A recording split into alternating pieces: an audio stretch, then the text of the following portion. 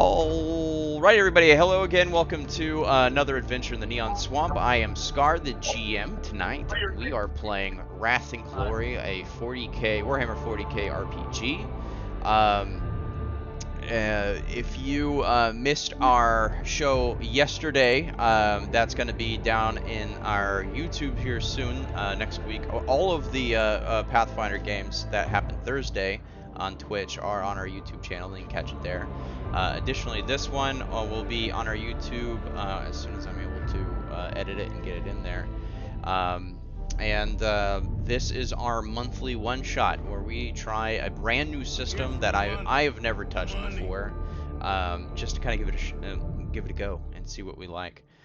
Next month is Zombicide for Halloween. So that should be some goofy fun. I think that's my spiel. I'll send it to you, Ryan. Oh, I'm sorry, Ed. Don't forget to check out Door to the North at Door to the North. I'm trying to do it like you do it every time. At doortothenorth.com. Check them out. That's Ryan and John Atelia's. Does anyone actually say your full name? That felt dirty saying your full username, John. Whatever you're comfortable. That is their podcast that they do every week. They're doing Pathfinder right now. John is the GM for it. Ryan plays in it. It's a good podcast. I never miss an episode. And now, with that, Ryan. Thank you. That was a great introduction. Happy to hear that you're enjoying it. We have a lot of fun playing that. I have a lot of fun playing these games. Are we introing our characters as well? Or we're waiting to do that? You all know each other more or less, so if you want to do like character description, your name and what you are, that's totally fine. And John, you can go ahead and do that, even though your character will be introduced kind of a little moment into the game, but not much of a delay on it. Well, I'm playing Atticus, the Space Marine Scout. Standing over 2 meters, I tower over normal men, and ready to kick some ass today. So I think that's really it for me. Toss it on over to Vecchia. I appreciate that. I'm Vecchia. I DM'd a couple times in D&D 5e, and that's pretty much the only thing I've played for the most part. I'm pretty excited to be here for this. I'll be playing Constantina, a member of the Adepta Sororitas, or the Sisters of Battle.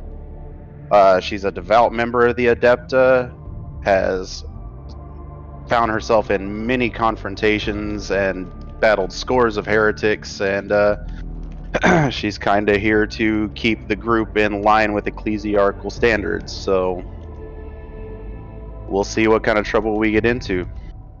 All right, new main, you wanna go on from here? Yep. I am Nico, aka New Main. Here as always, I will be acting as the machine spirit within Delta Cygni, aka the player of Ascitori of the Adeptus Mechanicus, assigned to Obasi as his tech advisor. Just here to spread the creed of the Omnissiah, like everyone else of my order, and on to Bryony.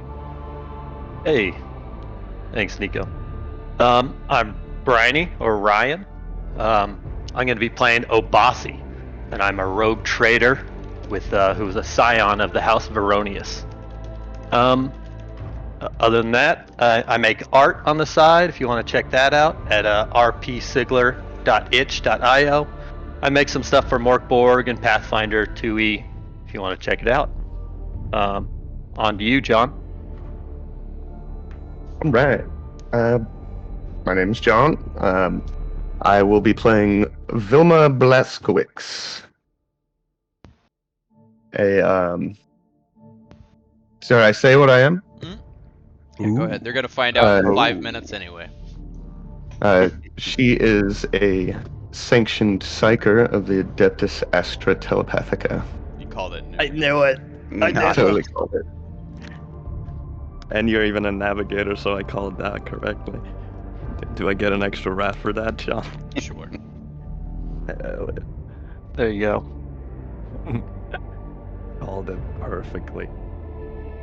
Okay, and with that, we'll go over our first mechanic. So, you guys, this is a D6 based game, and I'll go into what the dice rolls entails later. But what a wrath point does is it allows you to re-roll a one die to maybe get a better result. You get them by just role-playing really well, doing extraordinary things, being swell. That kind of song and dance. Being swell. All right. Or in my case, knowing the lore enough to be able to guess.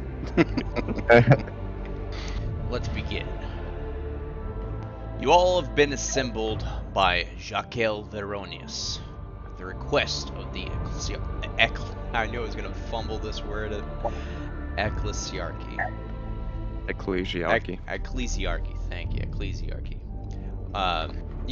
Shouldn't you say ecclesiarchy? Aren't you, pretty close to that? Yeah. Okay. Anyway, you are tasked with investigating a troubling matter on the Gilead System's Shrine World. You're strapped into a once opulent seat of an Aquila Lander, which is a high-end Imperial transport craft. You are flying from Obasi's Imperial cruiser to the fishing village Morn Cleft. Obasi, you are behind the wheel. You've been told to meet a local, it's gonna keep happening, ecclesiarchy? Ecclesiarchy, am I saying it right? Ecclesiarchy. Ecclesiarchy. You're to meet a local ecclesiarchy enforcer, a privately hired law enforcer who will explain the mission to you all. For future reference, Sean, almost always when it's a C or a CH in Warhammer, it's pronounced like a K because it's supposed to be fake Roman, fake Greek. Okay. So, you know that the Administratum has assigned what sounds to be a handler to the team.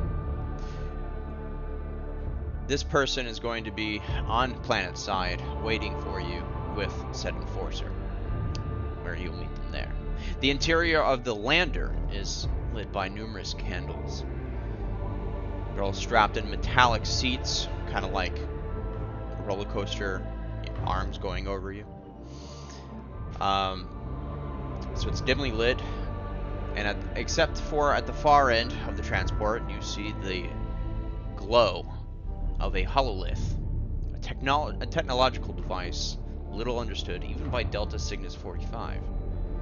It projects flat hologram pits of Enoch with accompanying information. You're free to ask any questions about the planet Enoch, where you're about to make landfall, right now. Anything you're curious about the planet, now's the time, including you, John, even though technically your character isn't there. About hostile life forms. There are hostile life forms, aside from humans. Enoch is a majority ocean world with thin strips of desert land. The thin strips of land are heavily populated, densely populated, I should say. Regardless, a lot of the meat and hunting and wildlife is in the ocean.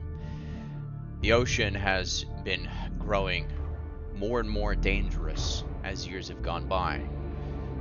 Over the span of 3 years since the Great Rift opened near Gilead, the sea life has begun to change, and once a fisherman could simply paddle out into the ocean and catch his dinner with a net, now fishermen have to go out in armored vessels, equipped to the teeth, using whatever the means they can to catch their prey, whether it be harpoons or explosive tipped harpoons, depending on the situation.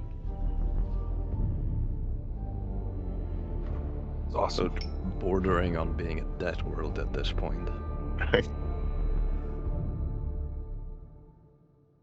You said densely populated cities. Are we talking densely like Terra or densely like modern day cities? Enoch has a problem. Enoch, being a shrine world, majority of people who lived there were only there to cater to pilgrims that would visit Enoch. Over a span of decades, billions would visit Enoch. Needless to say, when the Great Rift occurred, people going to or trying to leave Enoch on their pilgrimage were suddenly found themselves stranded, with no real accommodations on the planet to hold them. At first, they were taking shelter in chapels, cathedrals, abbeys, anywhere they could, being told that the situation was temporary. But as time went on, they quickly found out that wasn't the case, and these places that were already too full began to overflow. Soon after that, tent cities began to pop up, and soon after that, the tent cities became shanty towns. Starvation is rampant. But yes, it is densely populated wall to wall. Almost every cover of land is either going to be some form of cathedral or religious shrine or shantytown. There are fishing villages, or just generally speaking, villages of the more fortunate, but these tend to be heavily armored and guarded, such as Morncleft, where you're going.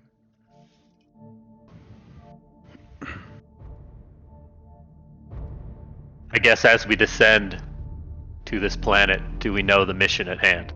Not yet. The Enforcer, once you land, will explain everything. Roger.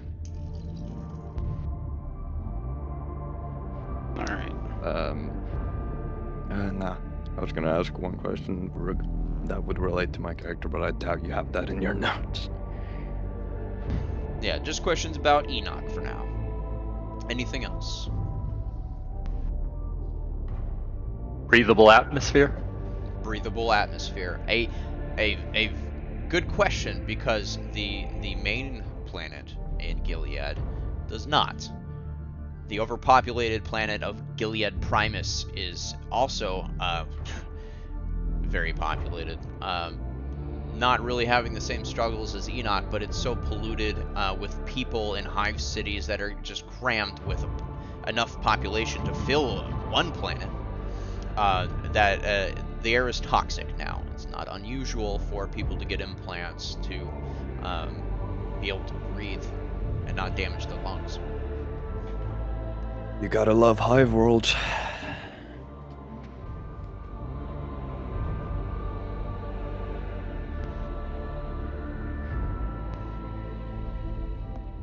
And our contact, is there any on this?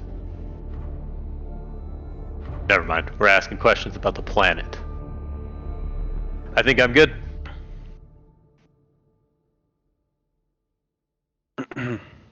Okay. Yeah, I don't have anything right now. Very good. Obasi, as you begin to descend into the planet's atmosphere, the Aquila begins to tremble. Those of you back staring at the monolith getting this information, you see the hologram begin to flicker and blip as the whole vessel begins to shake violently as you hit some very strong turbulence. Bossy, you're having a difficult time maintaining control. Go ahead and roll a pilot test. How rolling tests work, and they are called tests in this game, is you're going to roll the amount of dice of whatever I ask for. So it's going to be a combination of the skill and the base attribute associated with the skill. You have to roll a 4 or 5. Those are successes. In Wrath and Glory, they're called icons. 4 and 5 is 1 icon. A 6 is 2 icons, or critical success. You may use Wrath points to re-roll 1, 2s, and 3s. The difficulty number.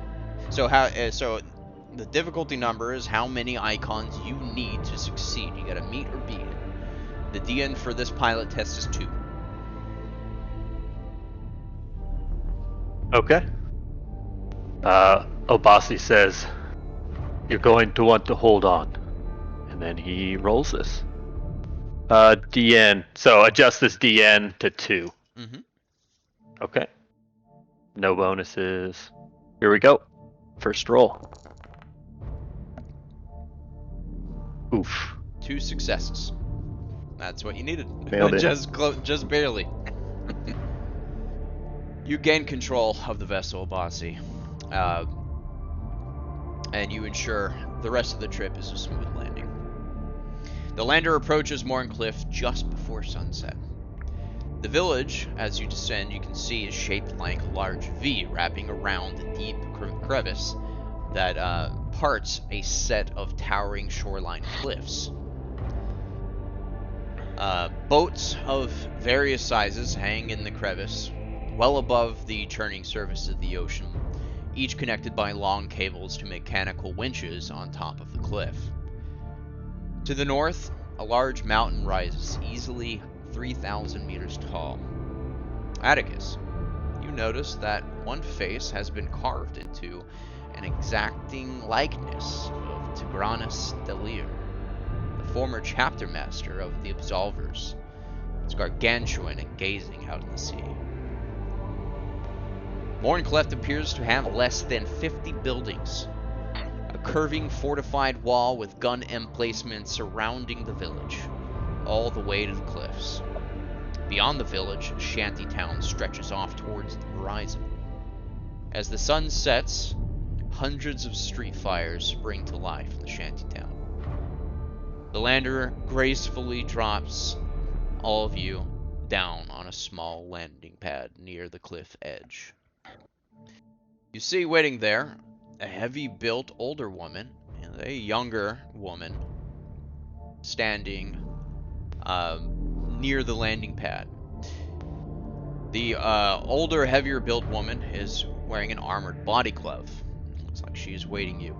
And I'm not sure if we got a full description of John, of your character. And that's another good thing I'll note. Now, although some of these things are going to be simplified, might restrict some things, I'll also throw some curveballs here and there just for some RP improv.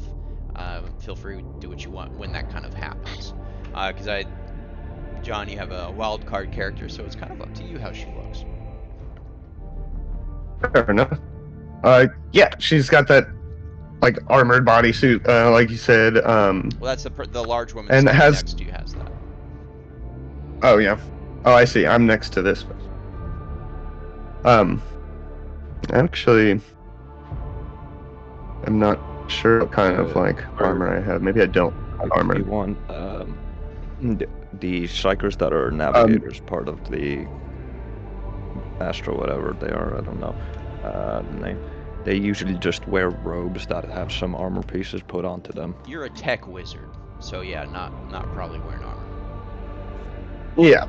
So it's wearing like sleek, like a pantsuit essentially, with a popped collar, and but yeah, there's like little metal like armored plates on the shoulder pads. She has long flowing hair, and like deep like almost reddish brown eyes.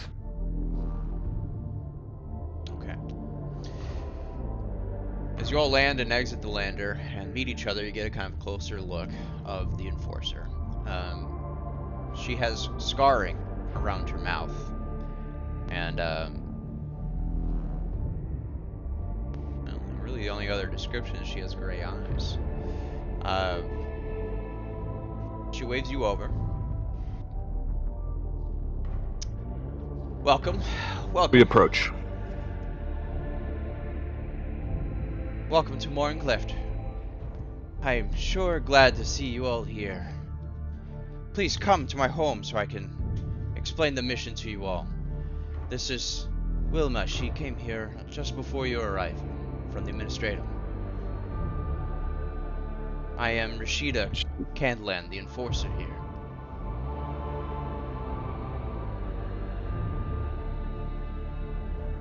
Of course. When we look at Wilma, When we look at Wilma, can we read rank or insignia to know what she is? Is that obvious to us? Do you wear any Probably kind of not. insignia? No, she would not be right now. It's kind of like monocolored suit.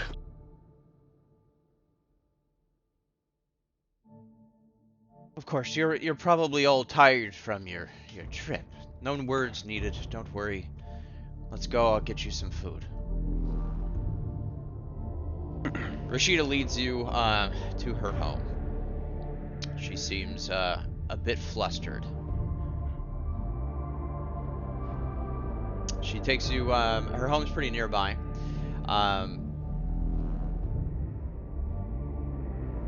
And she kind of has you all sit down around a table inside her home. She opens her hatch door.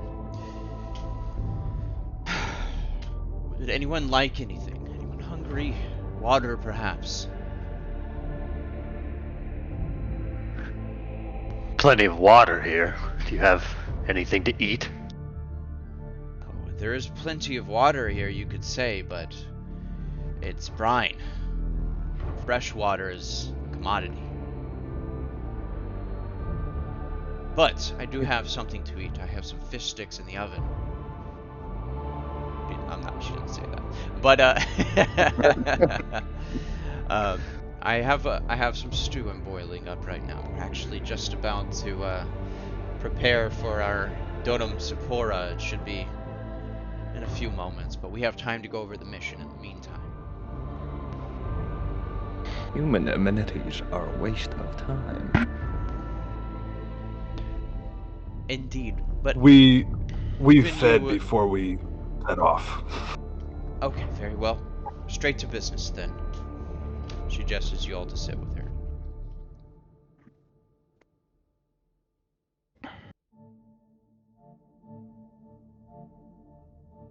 Wilma We kind s- of like stands off to the side with her arms crossed, like just silent the whole time. Word is a new cult may be rising up, or is rising up, in the slums. They call themselves the Water Bringers, and they are said to be led by a saint who brings forth miracles in the form of fresh, flowing water. As I just mentioned, water is difficult to come by here, and quite expensive. We have desalination stations here, but they're ancient and cantankerous. We barely get enough water out to feed the masses with the overpopulation we have here. We do what we can, but we mostly focus on food in Morncleft. We're a fisherman village. I'm hearing odd, conflicting information from my own investigation into the cult. Some have said that the Waterbringers are faithful to the Emperor and generously share their water with all. But conflicting rumors abound, with some claiming the cult charge ruinous prices for water. And then there are others that say it is a pious front for a villainous gang of scammers. Regardless, the ecclesiarchy? Yeah? There we go. Okay. Yeah. Nailed it. Hey.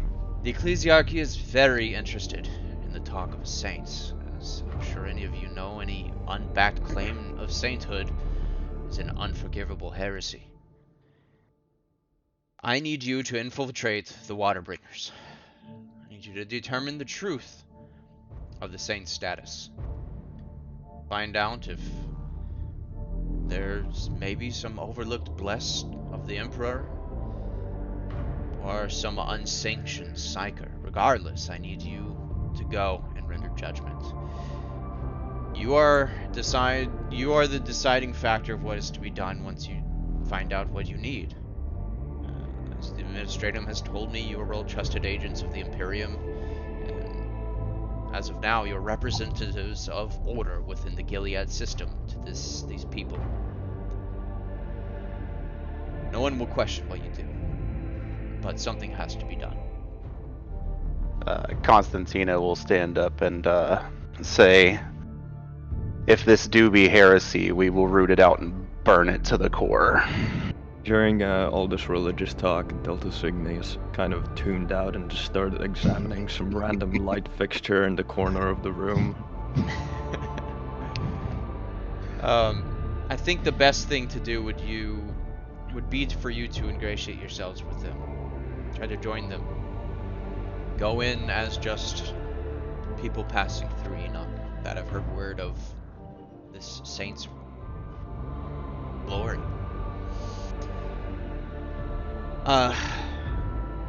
Regardless, a bit of sleuthing wouldn't hurt. As she says that, you hear a buzzer ring off. A red light in her own home kind of lights up and flickers. Bzz, bzz, bzz, bzz. Stew's ready. Literally. The Donum Sapora. It's time. Why don't you follow me? It's feeding time. Cygni looks up from this dismantled light fixture that he's been fucking examining. It's like, I do not require human food to continue my functions. Oh, my dear fuck it. My dear man, it's not for you.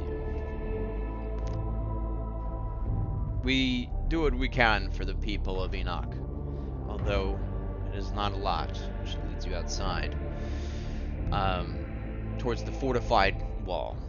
As you walk out, you see twilight has begun to set in on the village. And as she's walking, she kind of gets up close to you, Atticus, as she's leading you all through. I look down at her. She suddenly looks away shyly and says, looking kind of down at her shoes, points up at the carving into the mountainside, and then finally locks eyes with you. Degranus keeps an eye on us all, my lord. Why, that's the 5th largest statue of him on the planet, would you believe it? She shyly looks back down at her feet. Do you have any statues of the God Emperor? Of course. Of course, but That I would like to see. perhaps one day I could show you. What are you doing So over the there? 4 of us. He excludes Wilma because he doesn't know that she's coming with us. So he says, the 4 of us accept this mission that you offer. I'm pleased to hear that, my lord. She says, it was good timing you landed here just before the Donum Sapora. It'll allow me to point out the water bringers to you. They'll assuredly come. You walk kind of through the village and you see people of the village carrying large buckets and going to the main gates. The villagers here look grizzled, look pretty rough. Even their augments are pretty grizzly and rough. You can see some incorporating of lacquered wood on their augments. But they are carrying large buckets of eviscerated, fish guts, heads, bones, some little slightly disturbing chunks of tentacles that don't look normal.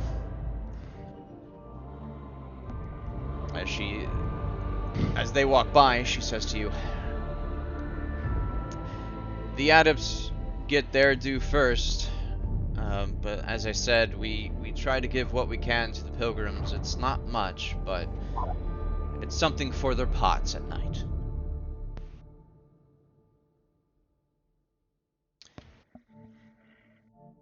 You approach the wall. Go ahead. Seeing the shoddy state of the augments on some of the characters, I'll snidely say to Delta, look, you might find some improvements here for your blasphemous body. The machine spirit within the augments of these lowly servants of the Emperor is fading. The fact they are even still functional is impressive, but nonetheless disheartening.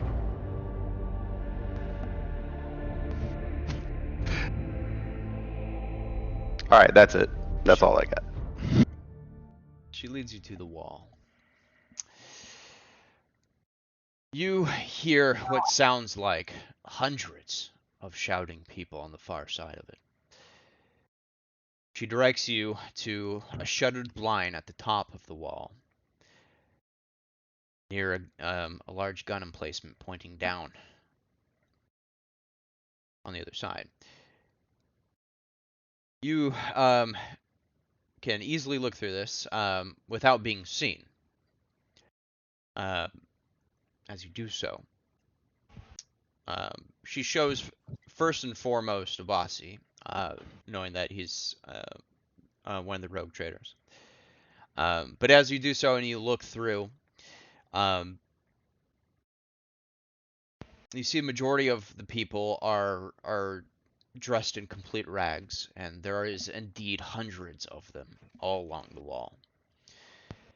Many are brightly lit up with glowing skin plants in vibrant colors along their eyes, and occasionally on their faces. Skin plants are essentially luminescent tattoos that can be animated and controlled by the person that they're put on. Walking neon sign, you could say. But more than that, what you notice more than what you see is the pungent smell that immediately assaults all your senses as you approach the shutter. The crowd is rank and worse than the fish odor you smelled before. Quite pungent. Whoop. I'll cover my nose. All this water, and the people still smell like this? What is going on here? A bath would befit them. Going into the sea could be perilous here. It is safer to simply be as you are.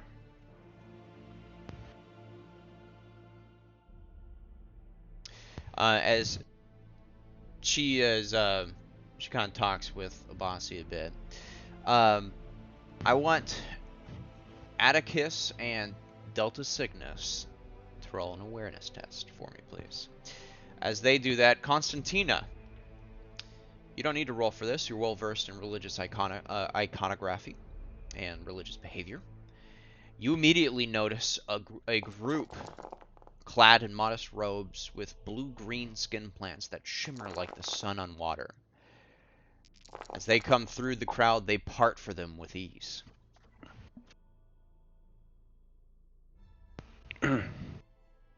I will point this group out to the I forgot her name already, the lady that's guiding us, the contact here, Candle. and ask if this is our if they are our targets, if this is the group that we are here to investigate.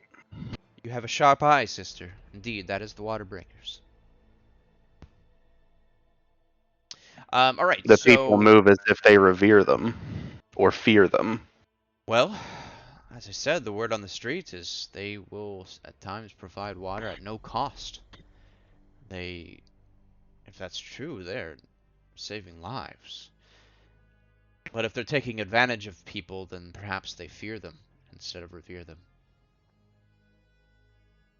Perhaps so. Delta. That is just barely a success.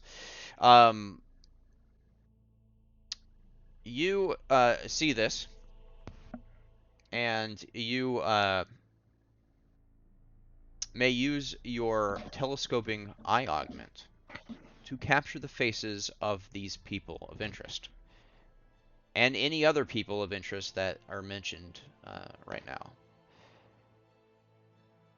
Basically, you have a camera for an eyeball. Atticus, that's more than adequate. Adequate Atticus, that's what they called you in high school. Barely made the cut, but I got there. You notice you notice something a bit different. You see another group that is, well, the crowd is parting for them also, but reluctantly. This group has dark red and silver flickering skin plants, making it appear as though a crimson-tinged rain is flowing over their skin. Unlike the other shanty folk here, they aren't emaciated. In fact, they look well-muscled and relatively healthy.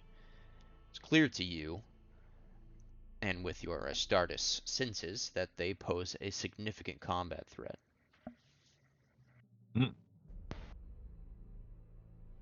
Can you tell me about my dice roll here? Yes. I've got. Yeah, let me know what that wrath complication is all about, please. We're not. That's wrath complication. We're not doing that. Well, all right. wait, what wrath? You don't have one. Wait, I'm looking at the wrong In person. my awareness test, I see Wilma. looks Third- like third I, part up. Oh, I was looking at Wilma the whole time. I was aware that you rolled an awareness also. I'm sorry. Okay, luckily no worries. you still succeeded, Atticus. Yeah. So, let me look at what you're talking about. Can you just explain that to me, though? It's I critical rolled... failure. You rolled a 1. Oh, that circle with the rays coming out, that's a 1. Okay. Well, no, you also rolled a 6. Oh, that's a 6 then? The circle? So wrath complications are literally, if you roll a 1 or a 6, you get a wrath complication. Let me, yeah, we're not going to be implementing that, I don't think, though. Okay. Yeah, I don't think so. But what is that?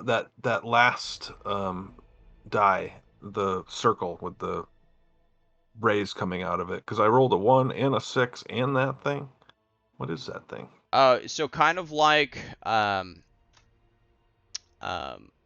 Suede, you get an additional die that you get to roll. That is the die. That's your wrath die. So if that die gets a 1 or 6, weird shit happens. That's everyone gets a red die, and that's your wrath die. I see. Looking at other people's rolls, I get that now. So what I'm wondering though, I want to confirm that is a 6 real quick, and I could do that in. Yeah. What did with that wrath die? What did I roll? What is that?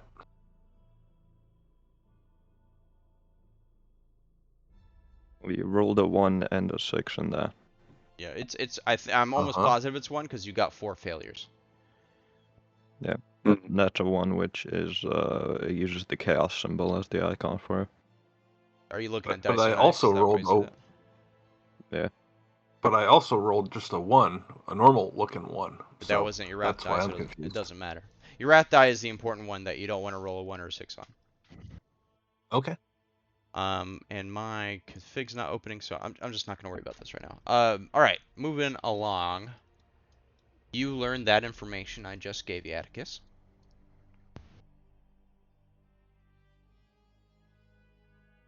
And they are just looking strong, or they are initiating combat? They're looking strong and making their way through the crowd to be the first, in addition to the Waterbringers, to get their chum, you could call it. I see. So they're just probably going to bully their way through the line. They're not looking like they're marching into battle. No. So, yeah, I just observe. Okay. Perhaps I'll point at them to the team, and I'll say, "This looks interesting," just so that they can be aware of that as well. Kenlen sees you point them out, and she says, those are the members of the Deluge gang. Bad lot, them. I'll tell you more about them once we're done here. They're a bit of a longer story. All right. Nightfall sets in.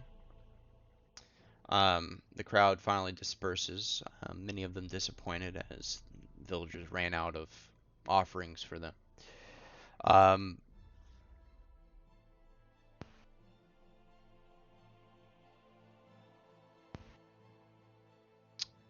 That's about it. Canlin will walk you down and explain that Deluge also are well, they're a gang. They also provide water, but assortment of other things. I've come encounter to find that they sometimes get their hands on spices also. Spices, for those of you not from Enoch, a handful of spice could cost someone their life here. They've also been known to sell meat, drugs, a variety of things that are very difficult to get your hands on here. They're a constant problem. They I am more familiar with than the Waterbringers. But unless you have any more questions, I leave you to your own devices. Is this gang related to the Waterbringers? Not that I'm aware of. They could be. Most of the gangs do have fighting amongst them. They could be rivals, but the Waterbringers are too new. I haven't been able to get enough information on them. And I'll have to rely on you for that. I have a place for you to stay for the evening if you wish, to wait till morning to get started.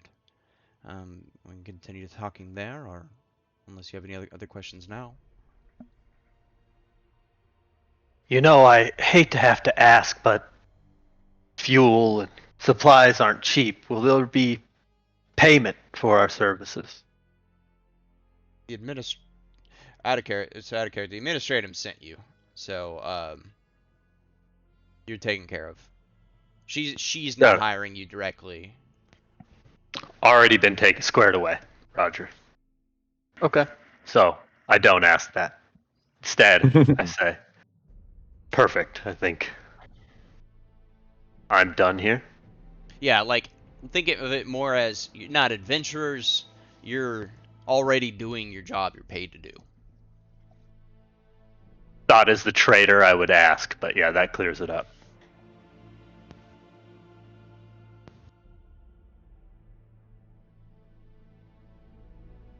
Okay. Well, I'm still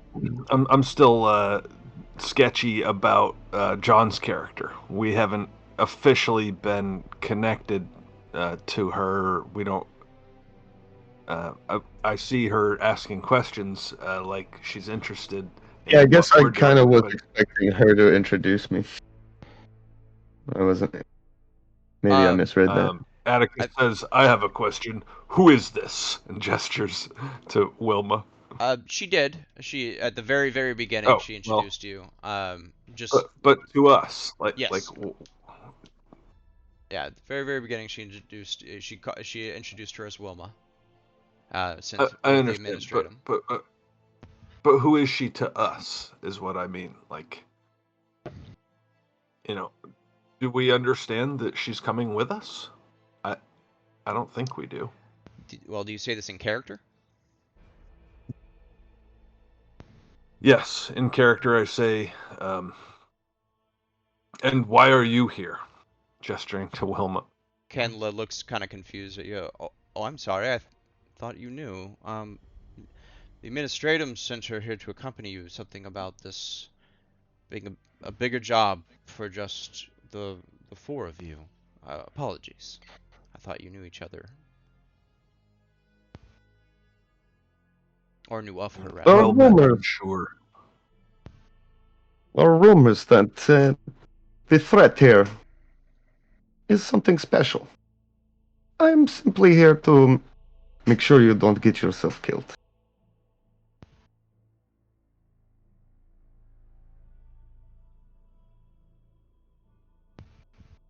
Well, I will, if that's the case, I will leave you to be acquainted. She reaches into her armor and pulls out a key card. Here you are. This is to get into your stay. She points over to a metallic shack, more or less, or inside the village. Keycard should get you in there. You can lock it behind you for safety. Stay there for the evening. Make yourselves at home. I am right next door. She points at the home you guys came out of. If you need anything, please let me know.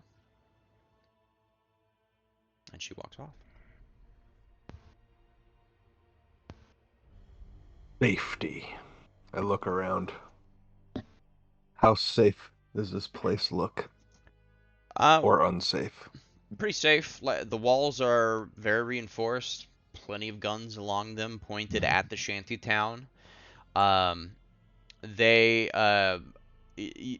actually have lumens, actual lights. Although some people who might be walking around are carrying a lantern, a torch. There's kind of a weird mix of tech and low tech here. But safety-wise, it's pretty safe, although it's a little dark in the grounds.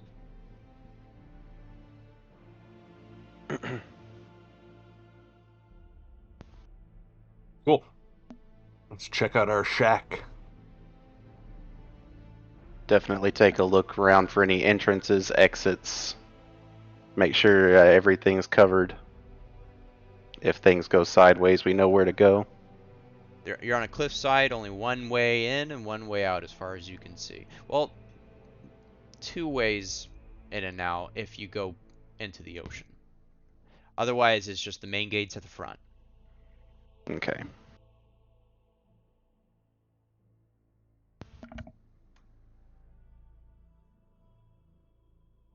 All right, We've and all you been- said... go ahead, sorry. We've all been working with each other for some time, yes?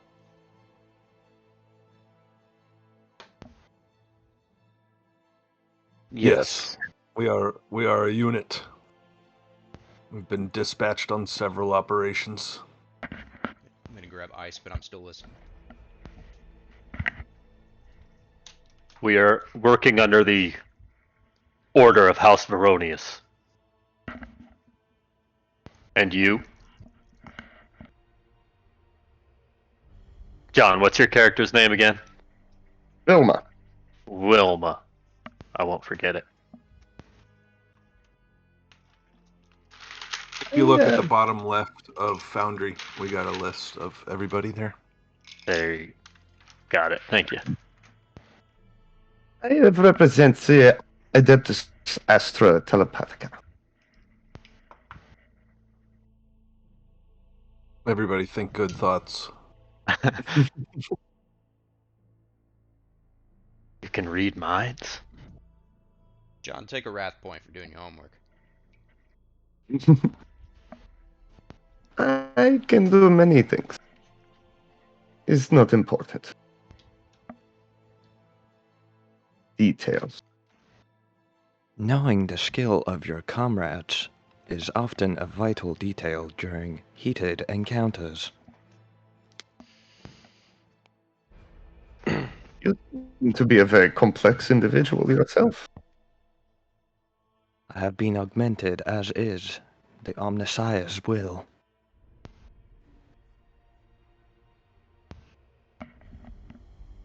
I can recommend You what? several augmentations that would benefit your skills as well.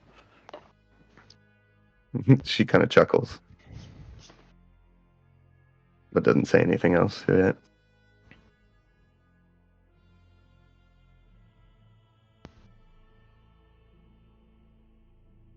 I trust you all are prepared for anything, or you would not be called upon.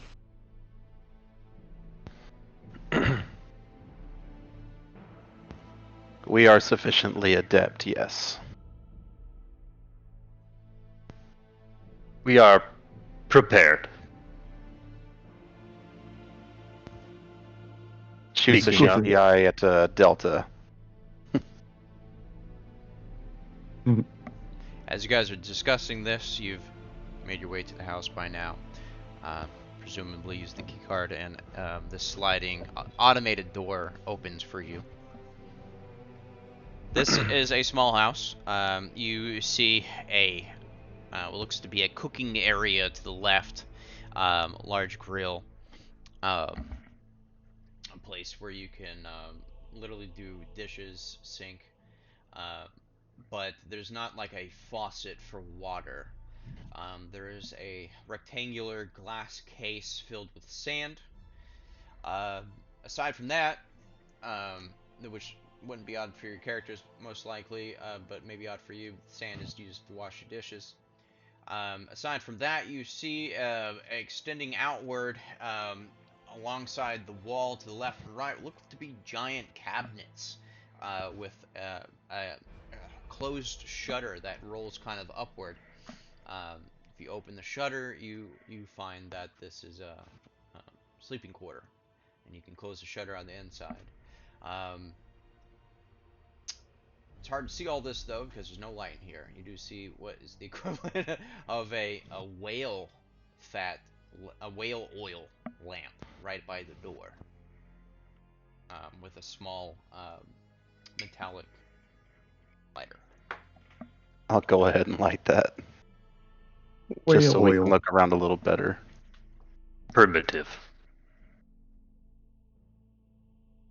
And at the very end of the wall, there's even a really neat, wide open, looks like a shark jaw, but not shark you've ever seen. The bone structure looks odd and uneven.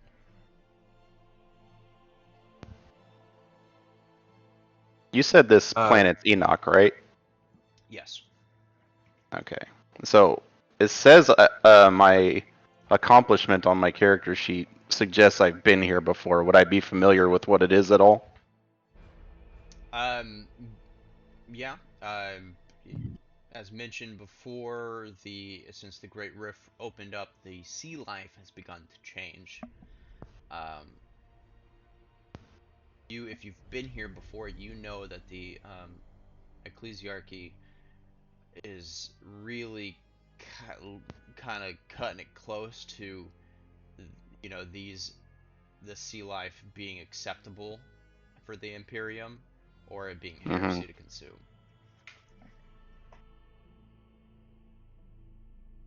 All right.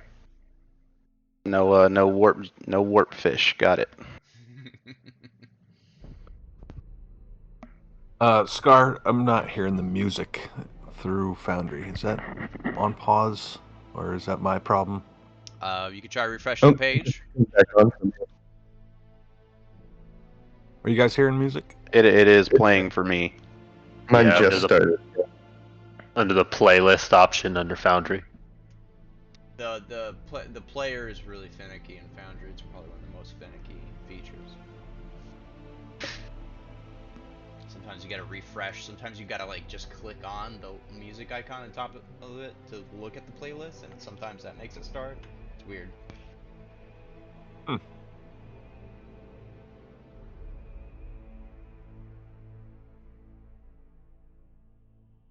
And I'm sorry. And of course there is a round table with 6 chairs, more than enough to accommodate you all. But other than that, it is a pretty uninviting, industrial, almost sterile looking room.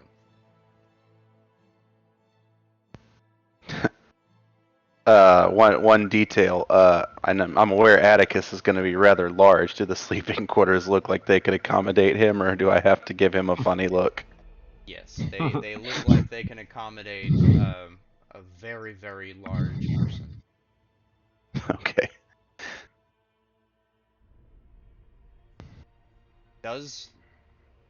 Do Space Marine Scouts even sleep? Space Marines I know sleep, Space yes. Marines, they sleep infrequently, like they can be awake for really long periods of time. Yes, but they do need to sleep at some point. Do you have to sleep standing up? But my point is, if I don't know if Scouts are different because they're kind of like a pre-Space Marine, I guess. I don't know the lore behind them. Are they like pre-augment or? They're augmented. They're heavily augmented still, but Yeah, They're not finished with their augmentation. They have Okay. yet to receive the black armor. Mm, Um, yeah, they and would have to have possibly most of other them little- done because a lot of the Space Marines operations and stuff are done while they're still teenagers. So there's only a few that happen at adulthood, so he's more or less a Space Marine. I Maybe still he await the came in a little black too late. carapace. Couldn't get the full shebang. Anywho, big enough for him. He can sleep if he chooses. We'll say that. Fair enough. I mean, you all could be on. You could. You come from space, so this could be like 10 a.m. for you guys. So I'm not worried about it. You guys can pass time, role play, or we can skip to the morning, or you can do something now. World's your oyster. World, whatever. The world is our burrito.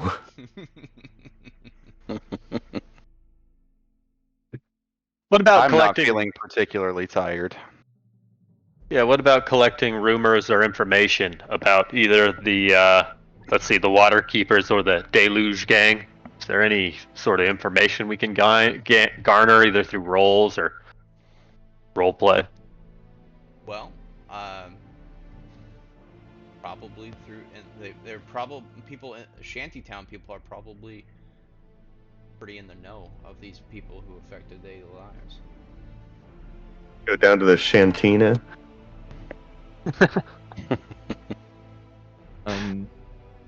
Yeah, Delta Cygnus will say to the rest of the group, I have captured images of the supposed Waterbringer members and the members of the gang.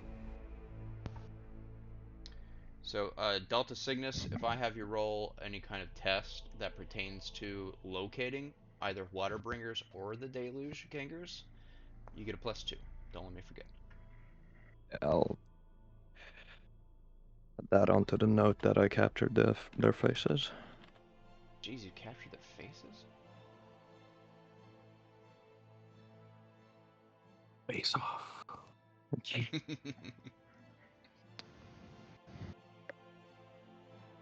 Don't necessarily approve of the methods, but Constantina nods in approval that he's got that information. And just so I'm clear, are you playing Constantine as a male or female? I'm gonna play her as female. Okay.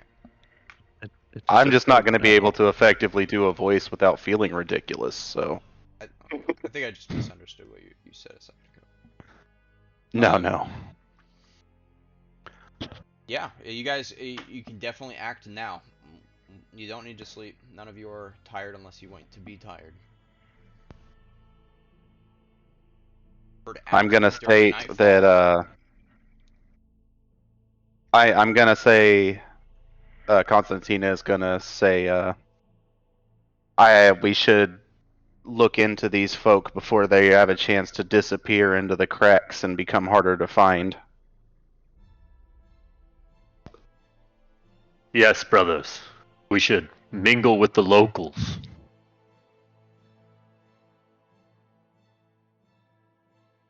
I'm gonna grab up my chainsword and get ready to go find some heresy. For the God Emperor. Your chainsword is in a ridiculously sorry state. Please pray to the machine spirit more often. You can handle that for me. Noted and added to my mission log. Let us And go. strides See if we outside. can do these people some good. Very well. The shantytown surrounding Morncliff is fucking enormous. Fucking enormous. Brightly colored. Any vibrant colors painted all over their shacks. But as vibrant as the color, it is also just as equally smelly. It smells terrible. Smells of human waste, sewage, and even a hint of rotten flesh just wafting at you as you approach the shantytown. As you're again, it's not a long walk. You're almost instantly there as you leave the village gates. The sound of people is just everywhere. People chatting. Like think that you're like in a kind of busy bar at night, but that's just everywhere here. However, despite this, there's no heavy clanging or chugging of industry, of vehicles, of machinery of any kind. It is oddly absent. Um, Delta Cygnus, this makes you a little uncomfortable. In fact, it's so absent. The only sources of light are fires. Fires or the people themselves. Several majority people seem to have these glowing skin plants. Some who look like, if you can believe it, who seem like they might have a more of an upper foot than others, have electronic lumens, like you saw some have back at the village, but they're sputtering and not lighting very well as they probably once did, and you can tell they're guarded around several people when you see them. So this is going to be a learning experience for Wrath and Glory on how you're going to locate this cult or anything you're trying to find out. So I'm going to start with Abasi, and once I go through everybody, well, we could kind of do this as a general thing actually. So you can, if you have high cunning, you can try to kind of ingratiate yourself with the people of the shantytown, maybe even the gang members of the shantytown. You can try to persuade people, impress them in some way. You can try to intimidate people, make them confess everything they know about the Waterbringers, maybe, and where they are. You could use your leadership skill to try to rally people around you, maybe in a religious, faithful chant of some kind. And then there is a vet investigation. You can try to do that. Maybe tail a Waterbringer that you have caught. You know their colors now. You see them kind of walking around town. Maybe you want to tail them with your investigation. Likewise, there's stealth, where you can again follow people to wherever their hideout may be. Those are the skills that you can try. You can tell me, you look at one of those that you have that is the best one, and tell me what you want to do. The moment we get here, Delta Singer will begin scanning over the faces of everyone he sees to try and locate the people he saw earlier, whose faces he's got recorded, obviously. Okay. So for you, Delta, let's do an investigation test then at a DN of 3. Well, and you get that plus 2. Bonus.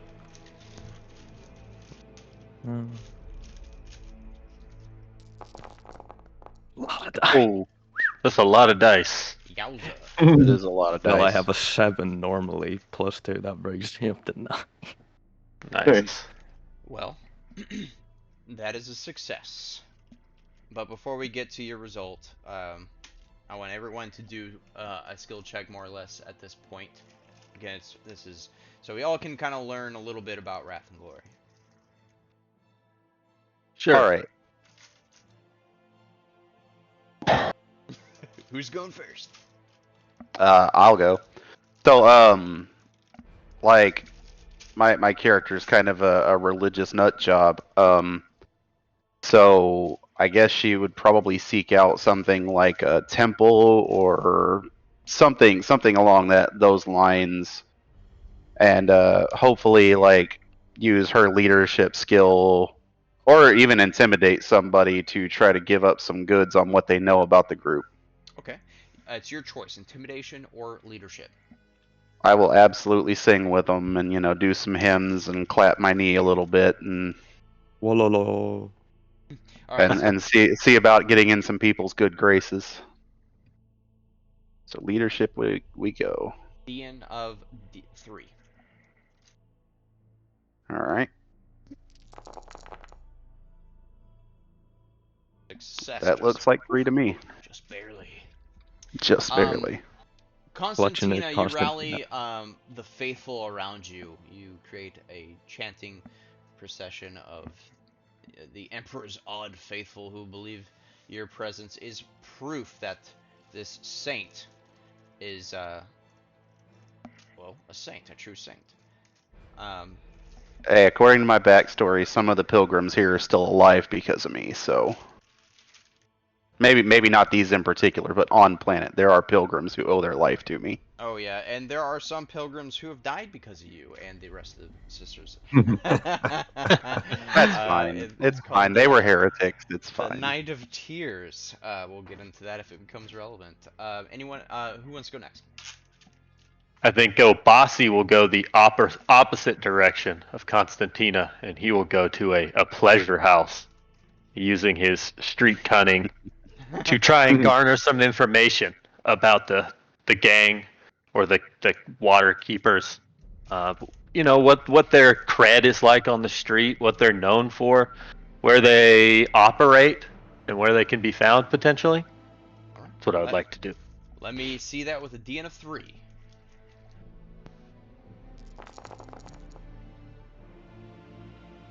Damn. Ooh. Oh. I'm just waiting for that one roll that is completely disastrous to happen. Right? Coming.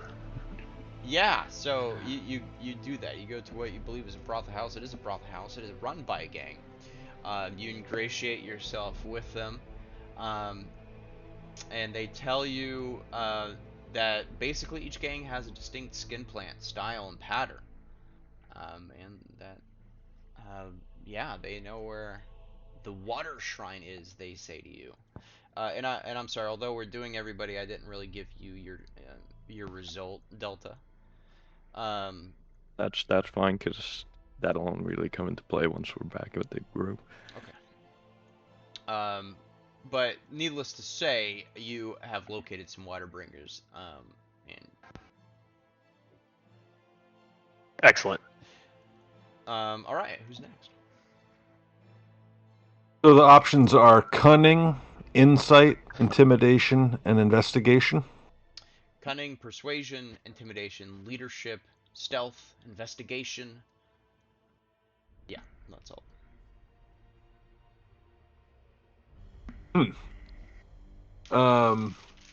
Atticus will slink off into the night stealthily and see what he can find, as he is amazing at stealth.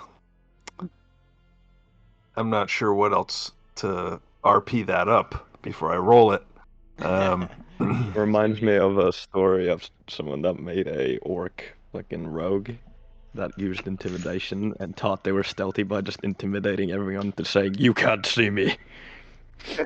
You're just so intimidating, everyone pretends to not see. Yeah. That's funny. Like Drax. Alright, so here's the stealth roll. As Atticus just darts from shadow to shadow. Here's the roll. Oh. Ching it. Something unexpected has happened. Bum, bum, bum. It's the Spanish So Inquisition. Do I hit this roll complication? Sorry. It's funny that you're stealthing, like 10 foot tall, or however tall you are. Well, he's I think I'm only built 7 for it. feet tall at this point. I'm like 7 foot. Yeah, I'm only 7 feet tall. Scar, do you want me to hit this roll complication button here? No, we're not doing wrath complications, remember? No, okay. And you succeeded with 3 Gotcha, successes. yeah. So, Atticus, yeah, you see 2 gangs operating in the area. both of which have demanded payment for water in your observations. Though you see that the Waterbringers also give out alms to those who are in great need, as you're observing. You can follow the Waterbringers easily, if you choose to do so. I'll follow them. Delta, I think, has everyone rolled? Are we missing anybody? Wilma, I think, is... Wilma. Yeah. Wilma! Just you, John. Hey, Meg, what's up? Yeah, get a haircut, Johnny. Jeez.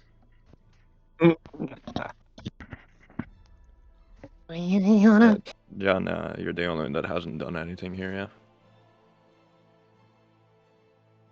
Yeah, I think Vilma would probably just try and like walk around and like eavesdrop, try and pick up information from people. Maybe with investigation. Okay. Let me see that with a DN of 3. Use psychic mastery to do a cerebro thing. DN 3. Here we go. Success. That'll do All it. right. Alright, so both of this is going to be for Delta Cygnus and Wilma. You guys can kind of lightly tail, but you don't separate from the group too much. But you're able to kind of get the high ground and continue watching some Waterbringers. And you watch them to the point where they go all the way to their water shrine. You look down and you can kind of actually see Atticus behind these Waterbringers as well, moving from shadow to shadow like a fucking cat, a giant 7-foot tall cat. You on their way, you do see that some of the Waterbringers give their wares freely. But then you also observe from your high ground that some ask for goods and services in return as well.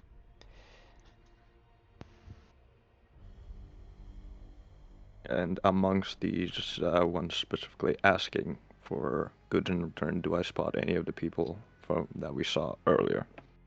You do recognize the Waterbringers that were at the giving of life. No one asked me what that Latin meant, but I'll tell you.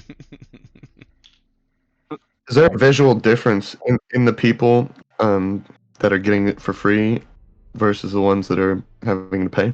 Not really. Everyone kind of looks like shit. The only people that you haven't seen that don't look on the brink of starvation, more or less, has been the Deluge gang members.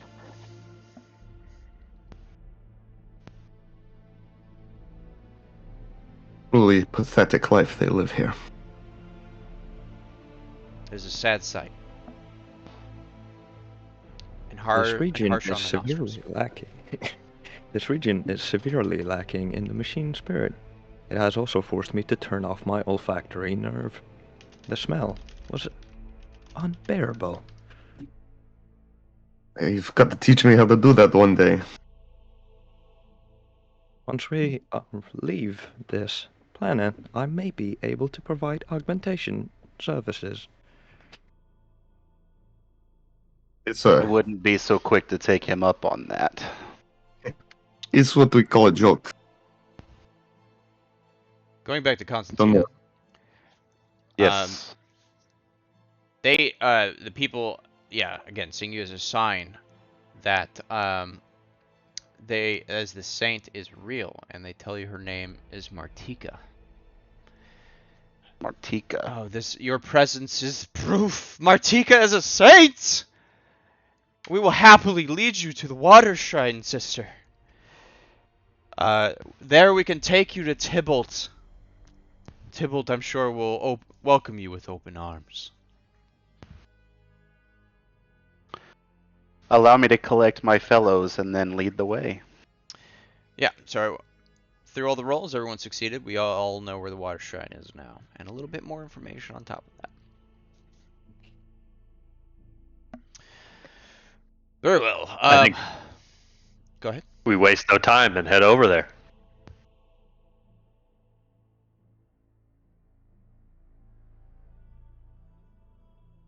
Oh, Yes, Meg, certainly. go. We waste a little bit more time and then we head over there. Well, the water shrine is a converted, abandoned Imperial shrine, made into their headquarters, and they guard it closely. Very obvious. You're led to a man named Tybalt, wishing to, quote-unquote, maybe join up. He is a slender man with dark blonde hair. And he has a little bit more than usual, like a plethora of these skin plants, indicating that he's a water bringer and the style of the water bringers. He looks at you all and kind of raises an eyebrow as you approach him. Kind of goes, "That's quite a lot of weaponry you're packing there. Where are you all from?"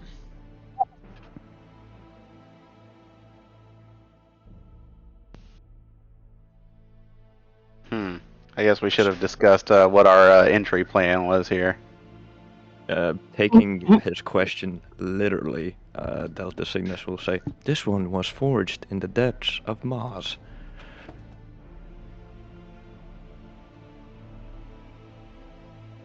This guitarist always so we were dry. supposed to come there like undercover. I'm Yeah, they I'm said not to. sure. Yeah, I think that was the idea.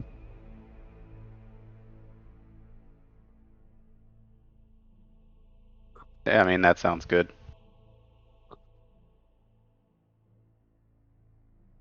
It's a Alright. dangerous world out there. You can never be too careful. This is true, especially in Gilead. Well, who were you with before? Who did you used to be with? He kind of looks at the Space Marine. Don't get a lot of you around. You all know that he doesn't say anything, but you guys all know that Atticus is not one for cunning or deception. He's not a good liar. He's basically a fantasy paladin. So he is like, he just kind of like grumbles because he doesn't really want to lie. He's just uncomfortably like, just gives a couple of grunts, and he is surveying as if he's got the 1,000-yard stare. He avoids answering this question or its statement.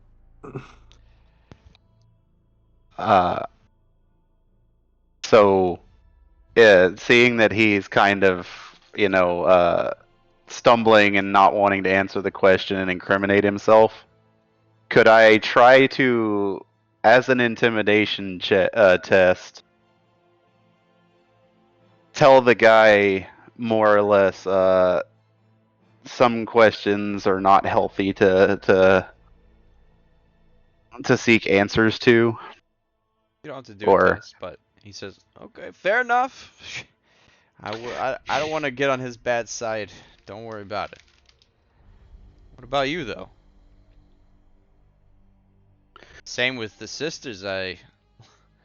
Last time they were coming through town, it was bad news.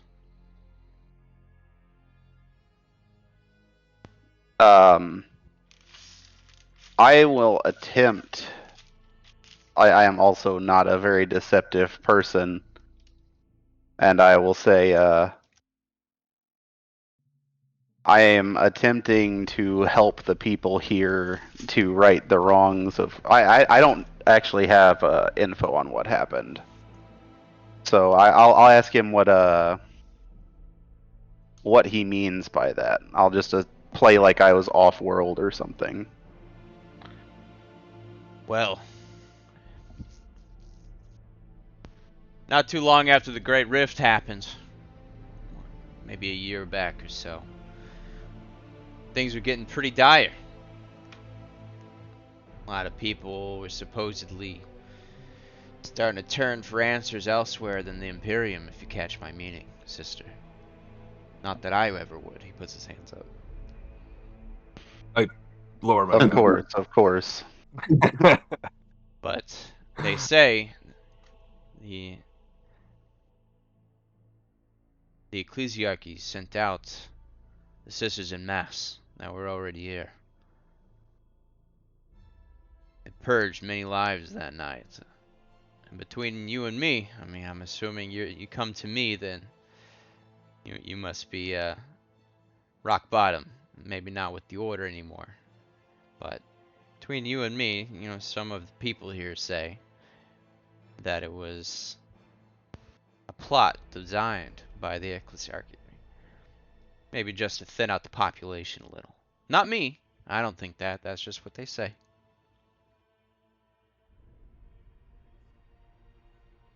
But needless to say, yeah, people might be a little scared of you. Mm. Well, People can I, change. That's good news for me. If you're looking to sign up, I have just the job for you, and all of you. A bunch looking like you could do real good for me. You see, there's a group here in this town that's been a real problem for us. Nasty folk they are. Hurt our members more than once, I can tell you. Some of them disappeared even. They call themselves the Deluge. They go around doubting the saint's divinity openly. We can't have that. You five disappear a few of them for me, you're in.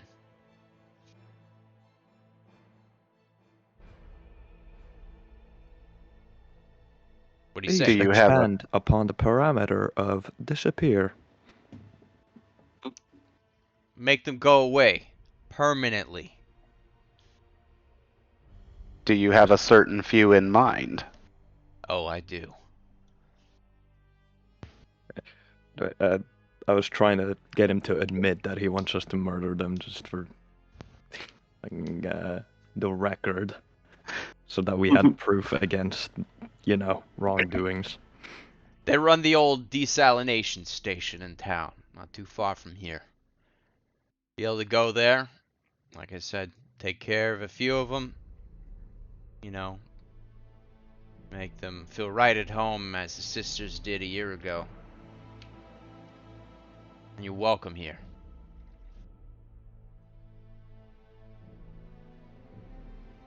I kind of clench my jaw a little bit at that, like the sisters did, but I don't break character too hard.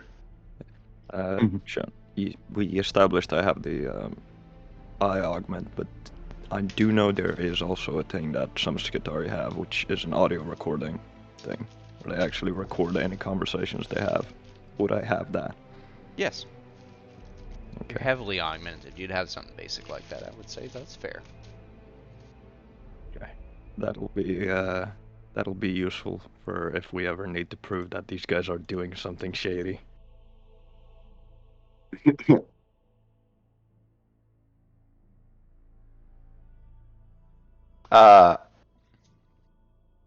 I'm gonna ask. So tell me a little more of this saint, if you can. Who? Our Martika? Yes. What do you want to know? Who are they? Where do they come from? Where did they go? Cotton Eye Joe. You trying to join and you don't even know about our saint? I've heard rumors from the common folk. I would like to hear it from you. She's from here.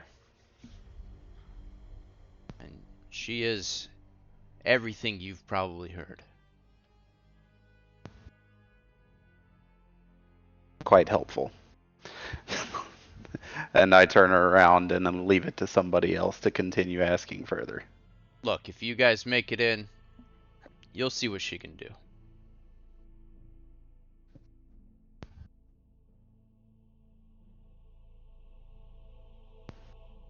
Well, I think we have something to do tonight.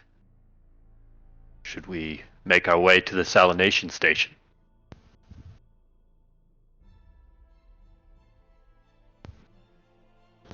Sure.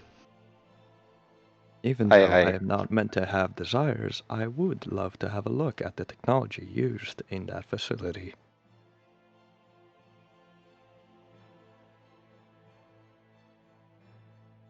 I wouldn't mind a look around the building either. Kind of pats the hip where the bolter is attached. Holstered. Okay.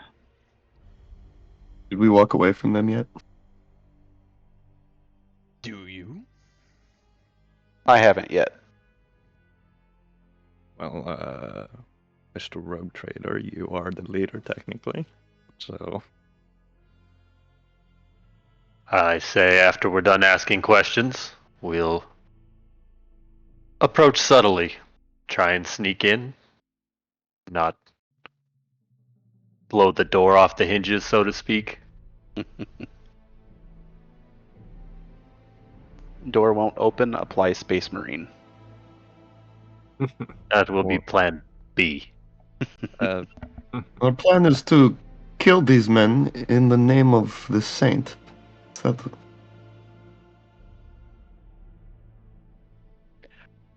It'll gain us further access if we kill this deluge gang. Or at least sort them out. I don't see that we have another choice.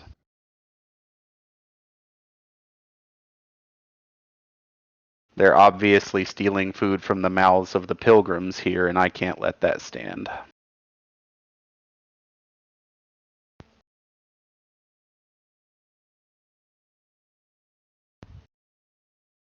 I'm with you, sister. All right. So I guess out of game, do we want to have do we want to sneak into this place? Do we want to have some sort of cover? Some we're delivering this thing or... Well, if either A, there are multiple entry points, or B, there's only one but it's unguarded, I can always hack open the door. Because I am a tech expert, so...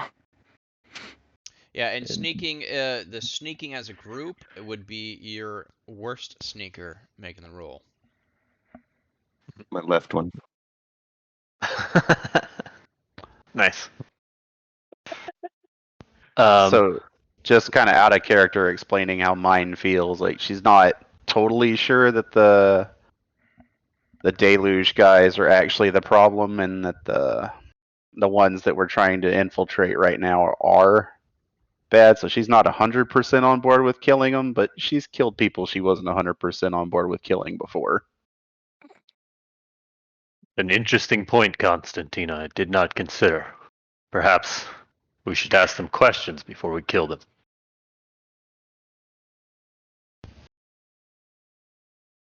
Kind of cracks knuckles, and it's been a while since I've run an interrogation.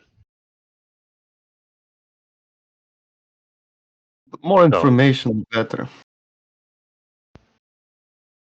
Questions first, bullets second. Atticus, do you understand? I understand. I feel these people are operating as some sort of crime syndicate. A mafia family, if you understand such terminology. they could be quite a force to be reckoned with, or could go down easy. But yes, let us question them. Brilliant. So since you are not going down the path of the murder hobo, if you want to gain information about the deluge, it works exactly the same as the water bringers. So if you want to do any of the tests prior that you did before for the water bringers, you may do so for the deluge, and we can enter that chapter of the story now. Yeah, I think it would be smart to gain some information about our target. Oh yeah, running in the front door, guns blazing, is bound to go bad. We've already passed the Maybe first they're- murder hobo hurdle, so Like maybe the Deluge are totally rad and loyal and like are cool and stuff, and maybe we just get them to help us wipe the other guys out. We Not have to mention, confirmation although from he did mention to you that they are in the old desalination station, you guys don't actually know where that is, and he didn't tell you. yeah, after we leave Tybalt, I will begin doing the same thing as I did for the Waterbringers, scanning the crowd to find any of the members I saw before, but it's time for the deluge, and if I manage that, I'll point them out to the rest of the group so we can follow them, hopefully, to Okay. where they're based out of. Still get that +2? Hell yeah. Oh, Jesus. thank God. 2 6s. We're not doing rat critical. 1 point of glory. Yeah, you got it. Finally, someone got a glory point. Yeah. So we're not doing the shifts, are we? The shifting mechanic. No. Okay. Keep it simple. Keep it simple. So you find out the location, namely of the desalination station. You gain the high ground with your you scan the area and face match the one from the evening earlier, late afternoon, twilight, whatever you want to call it. And they sure enough go to a desalination station that is heavily walled, fortified. You also learn as you observe and hear them talk that they are the desalination unit is owned by Deluge and it's their prized possession. The upkeep though is expensive, but they guard it above all else.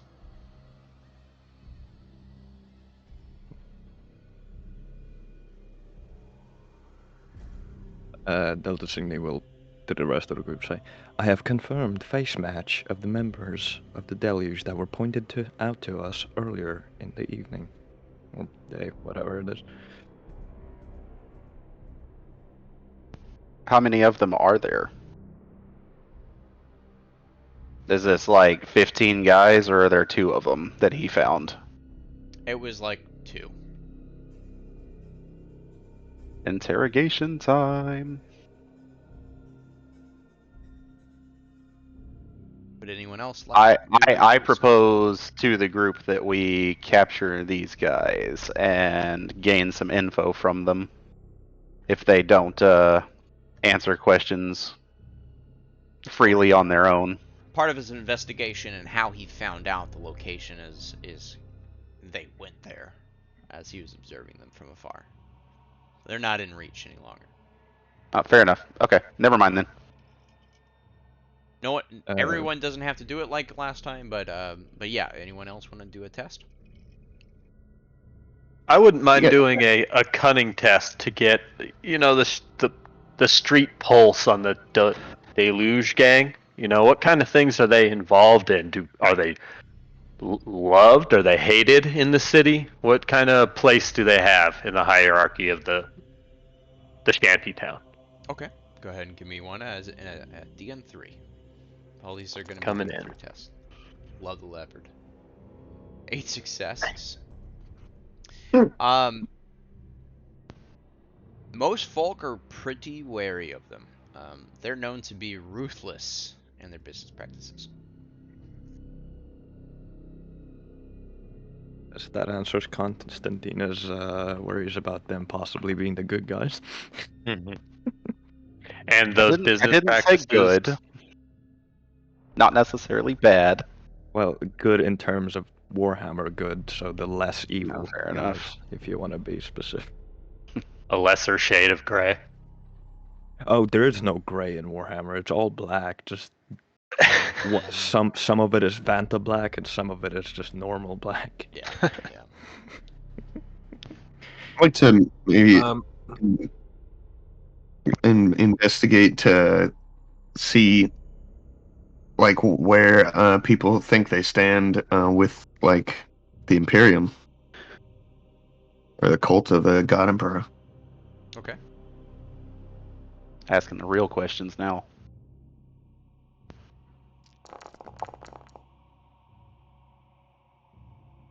That's unfortunately a failure. First Well, failure. Congratulations, you have the honor of the first failure. yes. As you're asking Nobody about, knows. as you're asking about the deluge, you see at the corner of your eye the familiar skin plant markings.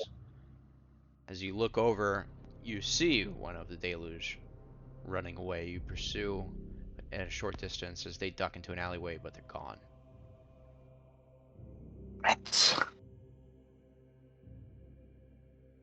Atticus is like a 7-foot tall Batman, just disappearing into the darkness once again.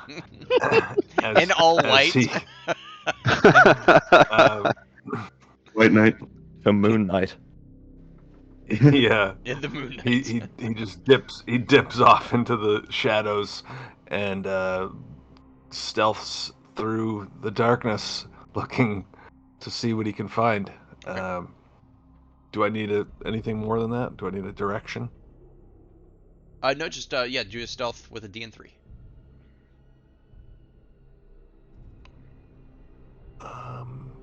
All right. Hey.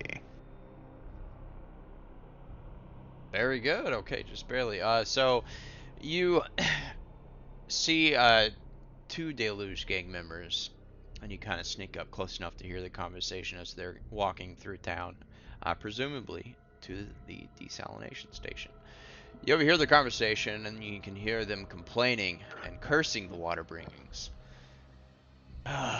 Before those water bringers showed up, we were the only water suppliers for miles around. Now we gotta charge extra for everything.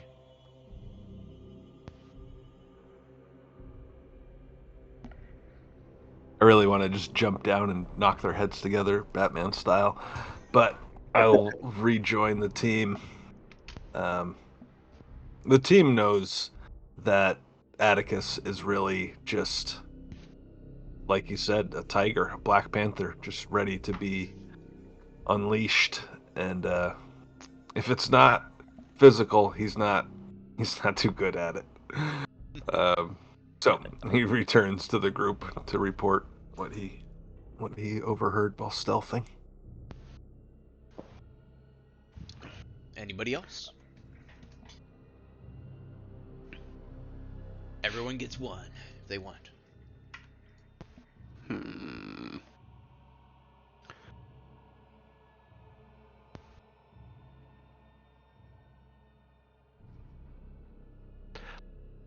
I would like to see if maybe any of the people around happen to know of any weak spots in getting into the desalination plant.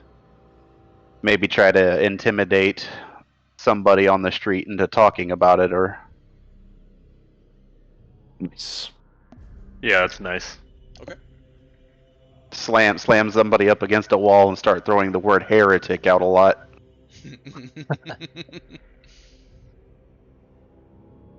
Is that a thing I can do? Yeah. Do it. Go ahead and do the test. D and 3. All right, here we go.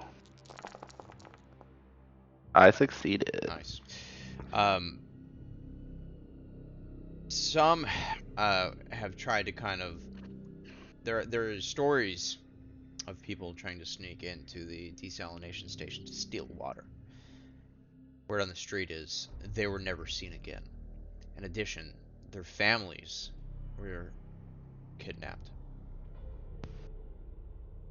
and were never seen again. Matter of fact, the Deluge have quite the reputation for supposedly even kidnapping people who don't regularly buy from them. Regardless, it doesn't seem like there's a safe way in there other than the front door. Certainly feeling more murder hobo-y now. Yeah. So I presume we all convened by the water desalination plant after we've located it. Yeah. Would that be safe? Yeah, I would be reporting my findings to everybody. Yeah. Right. Yep. Delta I think that's a good plan. to the group. I have some recommendations prepared for how we should proceed. Captain Obasi, would you like me to list them off? Oh, Alphabetically. proceed, Delta. Option 1 would include Atticus getting a cursory scan around the facility using his more than acceptable stealth skill. Option 2 would include going in guns blazing. Option 3, error, could not locate option. Please reboot. I think those are enough.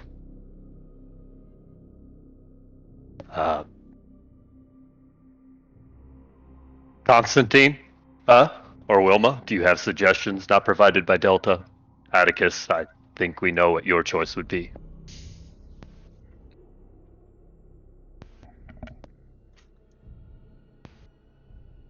I've got nothing short of go in and deliver some of the Emperor's mercy to these fools.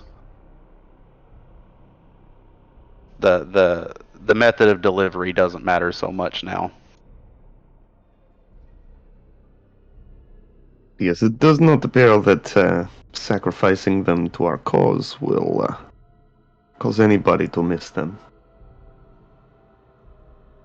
Well, let's leave them alive enough to ask them questions. Some And of then- them. We certainly won't need all of them. Delta, square you with think that. you can hack the door? Perhaps we can surprise them. And I hacked the door. Does a sister of battle adorn herself in religious iconography? A simple yes would do.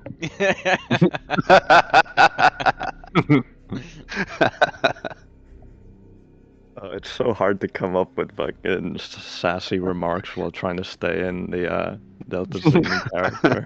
There'll be a robot. He's still human technically. So yeah, I think that maybe if there's not any other, any other thoughts, we head over. Maybe we stay in the shadows, use Delta to hack open the door, and make our way inside, trying to take a captive or two to ask questions. Otherwise, terminate the rest. Okay. I'm on board. Well, Scar told us if we try to stealth together as a unit, it'll be up to the worst person stealthing. Do you want to send me in, like, solo?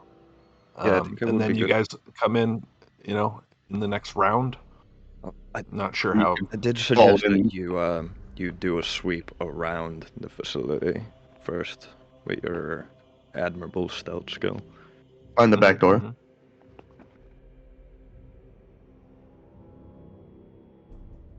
You could do the Batman entrance where you fall in from the glass in the ceiling. Yeah, come in the skylight. Superhero landing on one knee. For sure. It's not very stealthy, but yeah, I like it. You stealth to get up. Yeah. Let's do it. And just to clarify, I'm assuming we have like no communications equipment like radios or anything bead. like that. We Okay. have Vox beads, or at least I do. Small enough to fit comfortably in an ear and sensitive enough to pick up the wearer's voice. Operatives often use these devices to communicate in whispers over distances to coordinate actions and communicate with anyone within 1,000 meters that has a Vox unit tuned to the same frequency. That's cool. Am I the only one with that? Don't have one. You guys don't have one? What the hell? I mean, It's like having one walkie-talkie. What's the fucking point of that? I mean, if the DM allows it, we could say it's part of my augmentations. But aside from that, that's up to Sean. If otherwise, it's kind of useless. Accidentally swallowed mine. No. Only he has a Vox speed. Well, That's that's a standard issue for a scout, Astartes.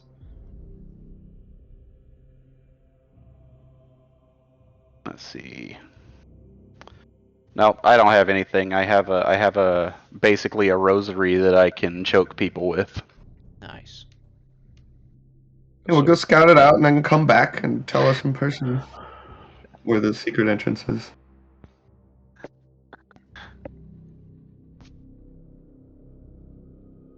Sure.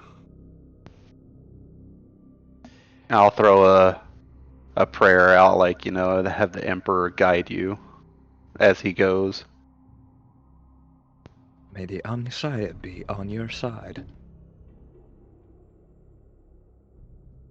All right. Scar, is that what you want? You want me to roll another stealth, or I'm not sure about the turn process here. What you want us to do? Okay, you guys reached the desalination station after discussing your plans. The Deluge's headquarters appears to be a 2-story abandoned ecclesiarchy watch station. It is 50 meters long on each side. Most of the original outer defenses have been stripped for building materials, though the walls are still heavily fortified and solid. You see an unusual sight at this location. At the top there is an outer wall with watch lights that are currently on and looking around the perimeter. You see one gate at the front, and you see a couple of men standing up there.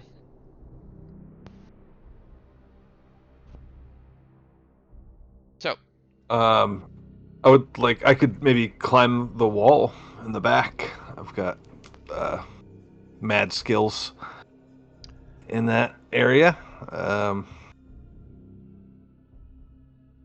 wish at least one person had a Vox speed, so I could be one team myself, and you guys could be the other team, and we could communicate. Oh well. It would be scaling the wall with no equipment of any kind would be like a DN5. Athletics. Yes. I asked Delta if its capabilities are able to disable the lights. From a distance. And then, unless I could get a direct interface with something that controls the electricity of the compound, I would not be able to help here.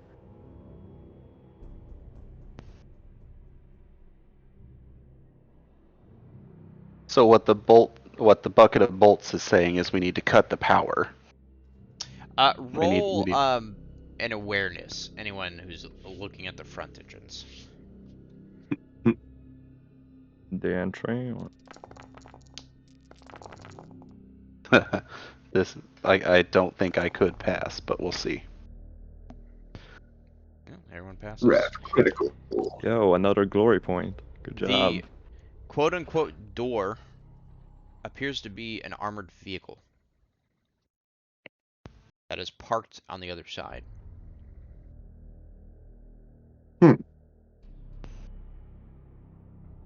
Maybe to you guys, a bus in the 41st century Who knows? ATV?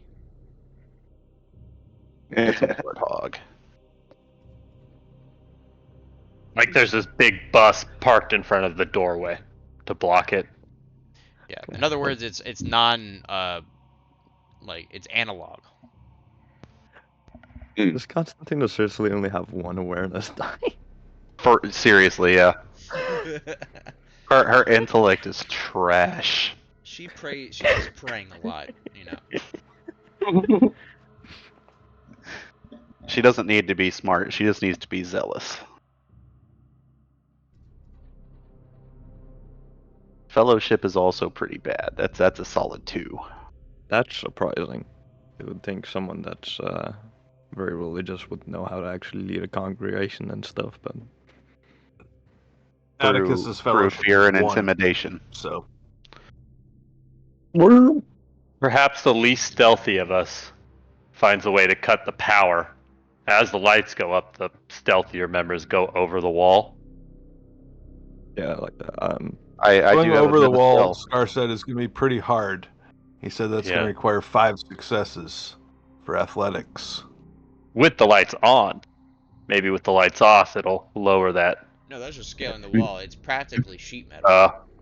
Got Like it. it being dark makes it easier to climb. I thought that was Duh. the stealth so, of not being just- seen. just to throw something out there, could I would presume that those lights are hooked up to like the main power, so could I try and locate the 40k equivalent of one of those electrical boxes that the like grid is wired to, so I could interface with that and possibly disable the electricity in like this zone? Only if your character has that ability that you know of and I don't. You know, like I had to learn. I learned the base rules and the module and everything therein, but not the intricacies of your own archetype and your character.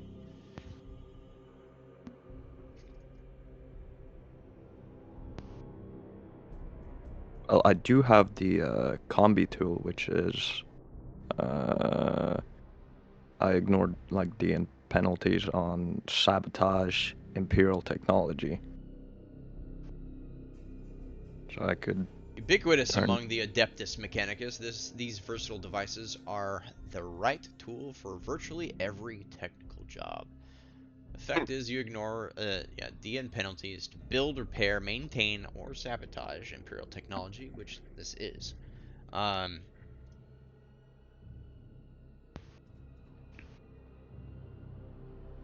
I don't know how this would be applicable. You'd have to scale the wall to get to the lights.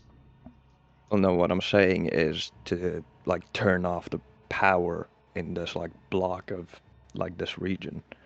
Oh, okay. You want to knock the power out. Well, no one has power except for seemingly this place. Everything is torchlight. They probably are using a generator inside. Yeah, there's nothing I can do here. Seems like avoiding a firefight might be out of the question.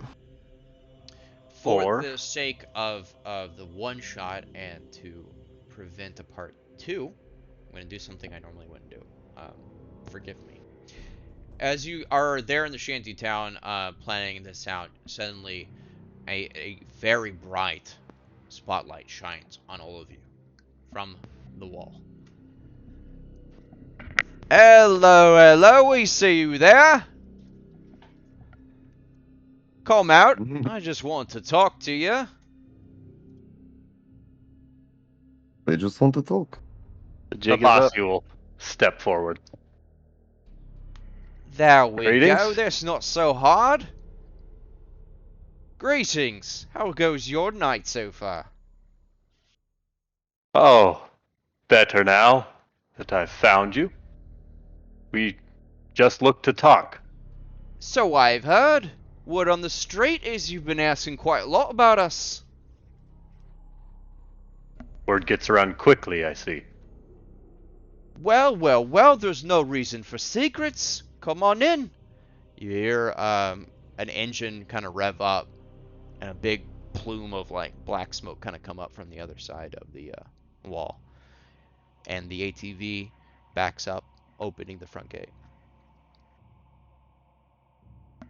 Come along, brothers. The Emperor will protect us. So he will. Hand is on the hilt of the chainsword as I walk in. Not ready to draw, just kind of rested on it.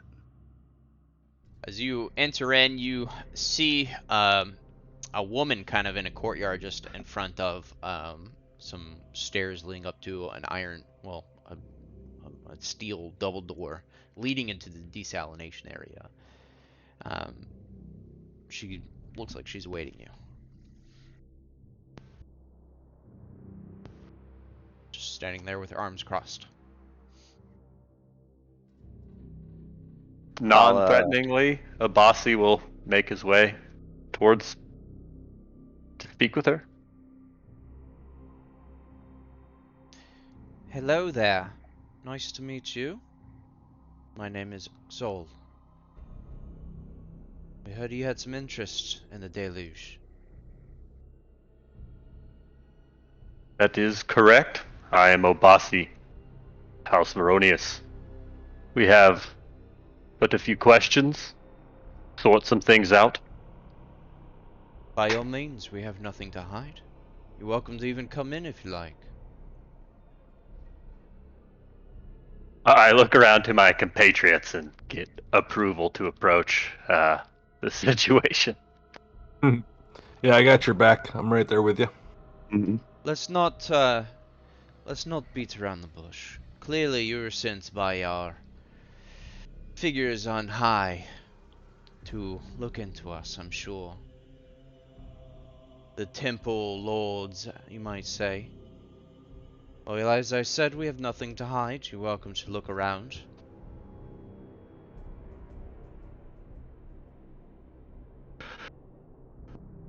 Alright, so. Oh, Sorry, go go ahead. Nah, you go ahead. I was going to ask questions of the group. I was gonna say we have not come to seek bloodshed, only answers. Well, I hope not. Look at you all. We'd have our hands quite tied up, wouldn't we? We're simple When he said- merchants. We sell water and a few other items. We help the people here.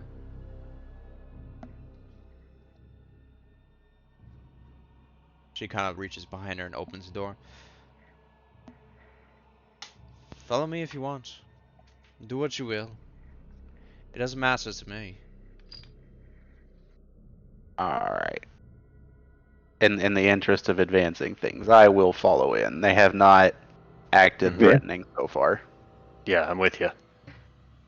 When he said temple lords, do I get the idea that they were talking about the water guys, water bearers, or is that something I would recognize as like something else?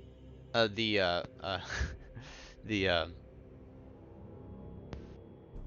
God damn it, I'm never gonna get this word down. This is such a strange fucking word. Ecclesiarchy? Yes, thank you. Ecclesiarchy is You've been is nailing kinda, it. It's You- kind of what you- you're getting the. You the, said it the right gist. 10 times in a row. I know. Yeah. It's just I'm overthinking it and then I say it wrong. I'm like, don't say it this way. Don't say it this way, and then I say Yeah. it that way.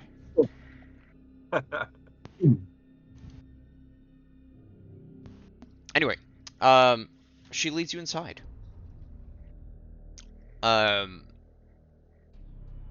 It looks kind of like what has been described to you. You see what looks to be personal quarters on a second floor above you. And on the first floor looks like business operations. You see a assortment of people bottling water in a variety of different types of containers, boxing them up, packaging them. Even a small area that looks like they're weighing spices. Even smaller area, and that looks to be a butcher that is currently chopping up some meat and wrapping it up. That's the whole first floor, and she kind of does a twirl as you walk in. You see? We have the desalination unit, our prized possession, downstairs. I'm happy to show you that as well. I'm changing her accent every sentence, but... At being offered a chance to examine some valuable technology, Delta pipes up and says, I would love to get a chance at examining this desalination unit you speak of. Alright, Sam, she kind of yells over at somebody holding it looks like a chainsaw that's kind of strapped to his belt and a makeshift helmet. Mum, watch the front door for me while I go in the basement, please. This way. She leads you over to the edge, onto the your left, and there's a stairway that goes down. With each step you take going down, automatic lights kind of start flashing on a very, even more so rare sight. It's almost like the lower you go, the more care and technology there is. As you reach the base of the stairs, it's totally black inside, and she reaches over and touches what looks like just like a pad. And as soon as she touches it with her hands, you hear as lights kind of turn on down a long hallway. And at the very end, you see a very large machinery pumping, moving, kind of like you can hear it from here. And she leads you on down. The room is large. It's kind of airy in here. A little cooler in here even. The temperature kind of drops damn near 10 degrees as you go down here. You see what sounds like, as Newman mentioned before, what sounds like generators. It's kind of a little noisy down here.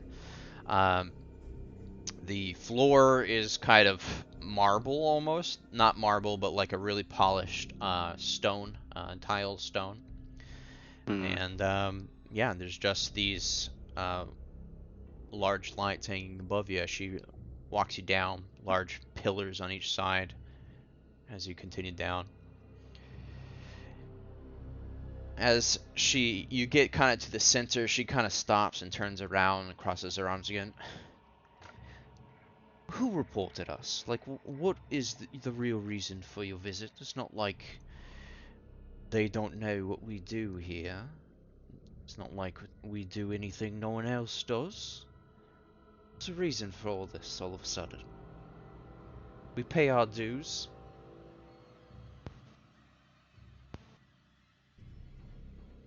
Alright, so I'm not here like my mission's not to investigate these guys, so unless any of the party stops me, I will just cut to the chase. Tell her we were sent here to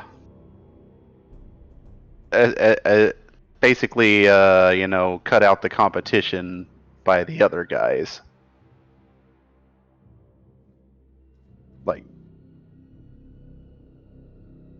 Anybody have an issue with that? No, yeah. Yeah, let's do it. Alright. I'll walk up and tell her, I can't remember the name of the other gang right now, but your competition is under investigation. We are here to infiltrate them, and in the process of trying to infiltrate them, they have asked us to kill you. Now, that is not part of my mission, but if you can help us get inside their operation and infiltrate them so I can investigate them, I am more than willing to look a blind eye on anything going on here that may be a little bit less than savory. She kind of rubs her chin. That does sound like a good deal, and they've been quite a pain in our side lately. Oof. Very unfortunate, though, that's why you're here. Calibraxis, what do you think? Should they help us? You hear kind of somewhere in the darkness around you. Oh, I'm much too hungry, I think. Many mouths to feed, my dear. Oh, you. You see like a huge figure kind of step out into the light. Is it an ogre? Not an ogre, not an orc. A human. Very big human, though, with a green mohawk. He looks interesting. He's covered in scars. And, he's also covered in the deluge, kind of, skin plants. Just, they're exceptional, brilliant, and everywhere. Aside from his mass of scars and his skin plants, he's also drenched right now from hand up to his elbows almost, and from his feet up to his thighs in just blood. And he's not wearing anything else. He points. God. He points at Atticus. Oh, you're for course with all the trimmings, aren't you? Oh, and look at you, my dear. He points at Constantina. You can beat us that. Did those pathetic water bringers really send you? I think I'll send your heads back to them. We're gonna start combat. Life form detected. Before we start combat, I think it's bio break time. Yeah, that sounds This is good. very A mini cliffhanger. This is very Yojimbo, fistful of dollars. Yeah. Two gangs pitting the hero against each other. Bro, Right. Ryan, do you know who I am? Do you know? And now we have cannibals. Yeah, well, I do know who you are, and I was digging for a reward there when I said that. Obviously. Yes, you're entitled to a wrath point for sure. I'm putting everybody in. You can change your order when we get back. Why you went? Oh, I was like, why is there 6 of you? Because I put 6 of you in there. As the band who is just addressed as Calibraxis gave his speech, suddenly all the lights down here flick on, and you see what look like 5 other deluge gangers around you, wearing nearly nothing except for an apron and also covered in blood. You see here and there barrels that seem to be filled with a maroon liquid. Above the barrels, you find the source of the maroon liquid. There are hanging bodies upside down with their throats cut, seemingly being drained of their blood. You see the large machine at the end is currently pumping right now. One side you see bubbling through a clear, like, spring water. On the other side, a red substance. You see bubbling vats, containers, metallic containers of a red liquid also that have pipelines going along the walls into the large machine at the end of the room. Varieties, stacks and stacks of barrels to the south, kind of just laying about. And around the corners here and there, you see chopping blocks of what look like dismembered human body parts. It's fucked up. So Delta Cygnus, as soon as all this hits you, you see, you look at the large machinery you had an interest in. You see that it is heavily modified. But at, well, how do they word this strangely? Yeah, it's heavily modified so much that at a glance you see it's in fact tech heresy. It inefficiently processes water out of blood, leading the populace of Mornclef to the sinful imbibing, or to just sinful imbibing. These guys are doing heresy, gal. So,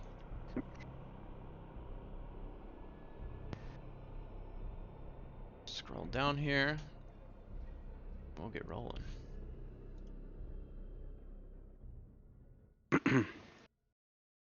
Not cool.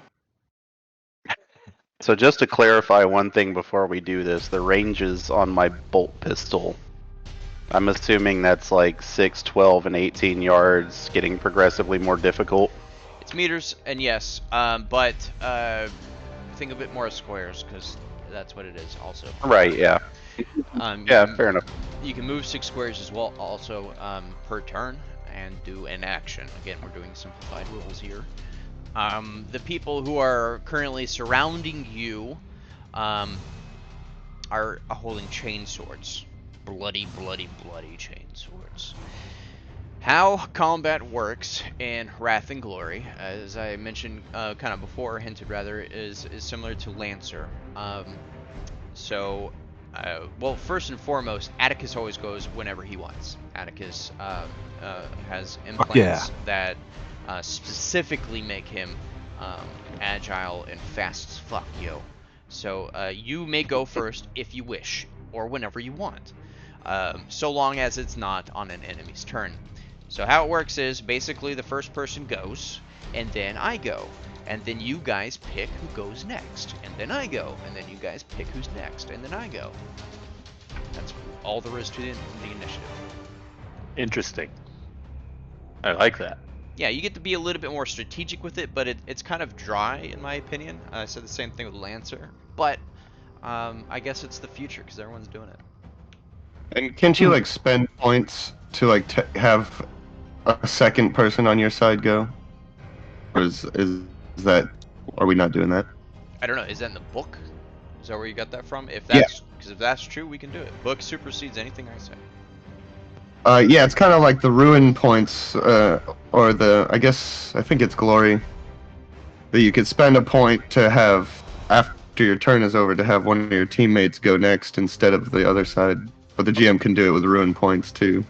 We can do that because although we haven't been doing the side effects of rolling good or bad with your wrath die, the game has still been tallying them for us.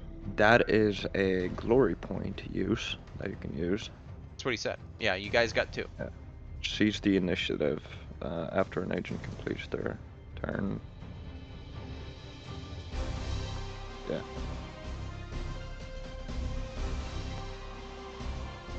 Yeah. Who's going first, guys? Atticus, you gonna take the pleasure first? Calabraxus. I want that dude. But he's a murder demon. If I don't go first, then who goes first? It's up to y'all. Oh, okay. We just decide. What do we choose? All right. Well, does somebody have something to do? I'm just gonna run up to that guy and hit him with a chainsword. So, somebody have something to do before that. Go for it. Dossi is a pistol user, so I'll opt to go later, towards the end of the turn. Order. I am also on board with applying chainsword. Supply chain. All right. Face. So, you said, let's see, my speed is 7. So 1, 2, 3, 4, 5. So well, let me interrupt you 1 sec, Ryan, because this may decide what you do. It's important information. I neglected. Everyone has a makeshift chainsword except for Calabraxus. He clearly has a hand cannon in one hand and a chain axe in the other. Neat. Okay, now sorry. Ouch. All right, that doesn't change my plan. I want to go. Basically, I want to go 3 squares north and then 2 squares east,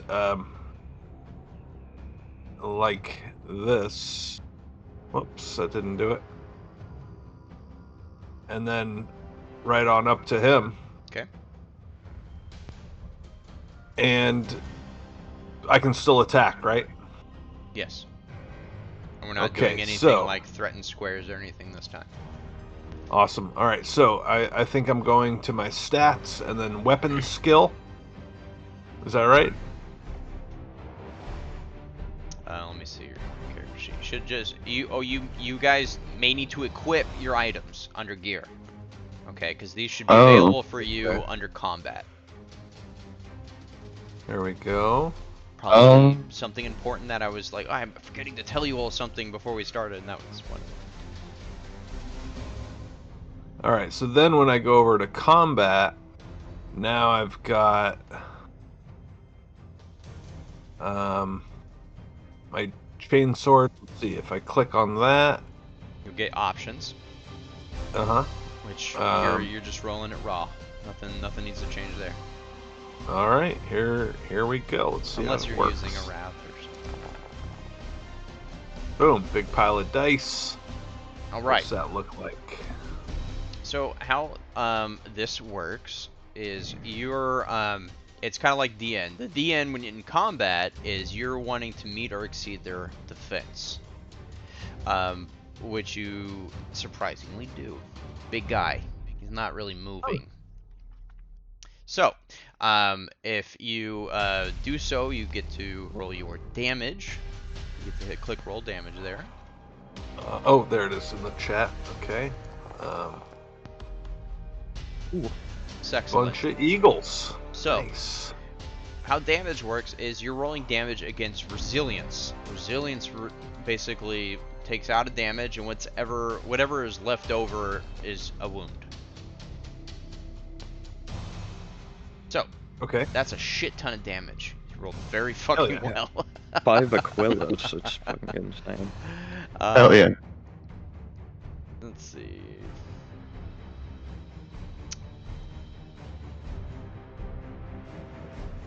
Alright. How do you do it? Are you telling me that I killed him? You drive your chainsword into it. You did a fuck ton of damage, yeah. Let me double check. Yeah. I killed him? Well, not even gonna, Sean's not even gonna fudge his health just to keep this going on. No, this is not. I will tell you, this is not the main boss. This is the mini boss. Okay.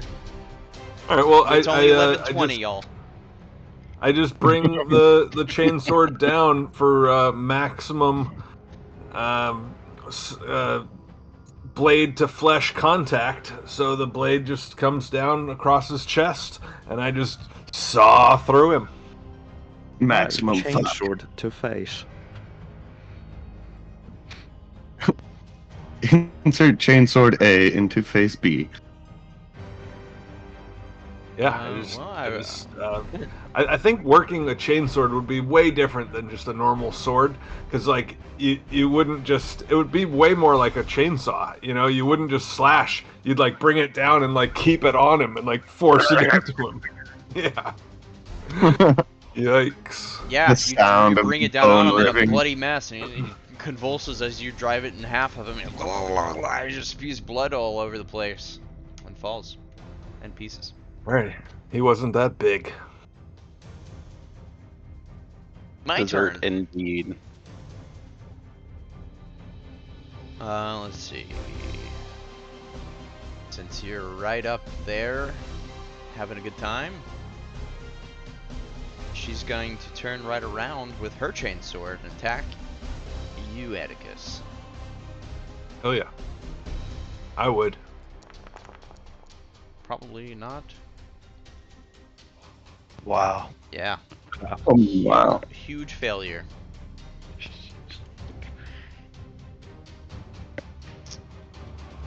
I will back up. Okay, who's going next?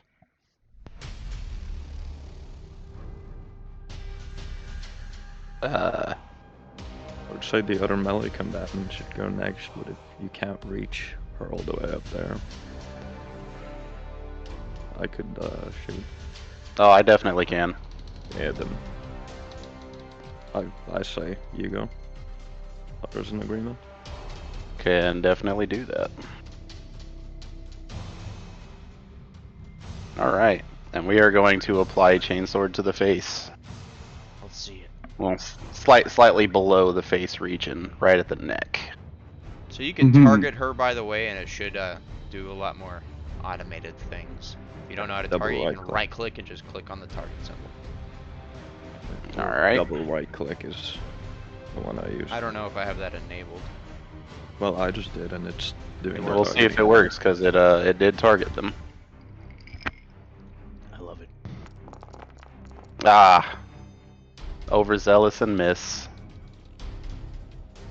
Shame that. Luckily for you, there's no critical failures here. You may use a Wrath Point if you want to try to re-roll any of those. If you have it. You know what? We'll go ahead and do it. Should I have 2 or 3 of those? Well, I mean, I'll be nice and say, yeah, even if you succeed in 1 extra dice, you won't hit. You'll need to at least do 2. Okay, can I do 2 at once? Yeah. Alright, then we're gonna do that. How do we re-roll that? I'll figure it out if you guys want to talk about whoever's going next. Looking with you though. Ours going next. I have a pretty big ass gun, so I can go next with that thing. Nope, no dice. Okay. How'd you do that? Because that was let me select dice, but I just changed the dice pool for the test. that works. All right. Let's see.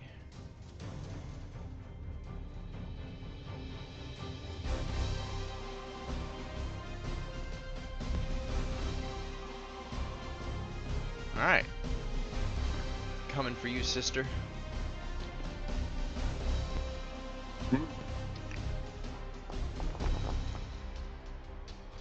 Ooh. Does that? What is your defense? It's under your combat, under general. Oh, it's only 1, Oh, that is. so that does hit me.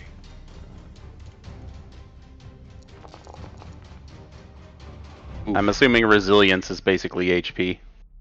No, it's more like your armor. So, 7 minus your resilience is how many wounds you get. Oh. Well, that's minus 11, so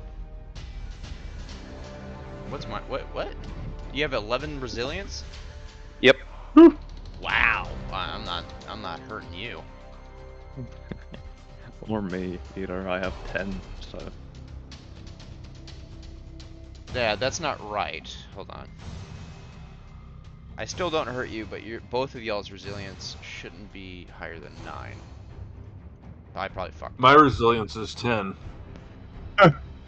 Mine's a 3. Yours also should be higher than 9. Let me fix this.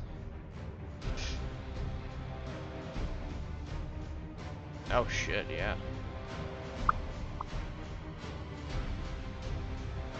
I want to say that to some of my players.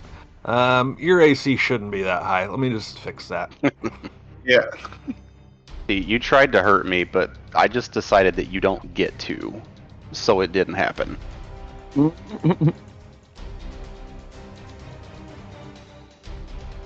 I've decided that I don't like your AC. I'm just gonna go ahead and change that.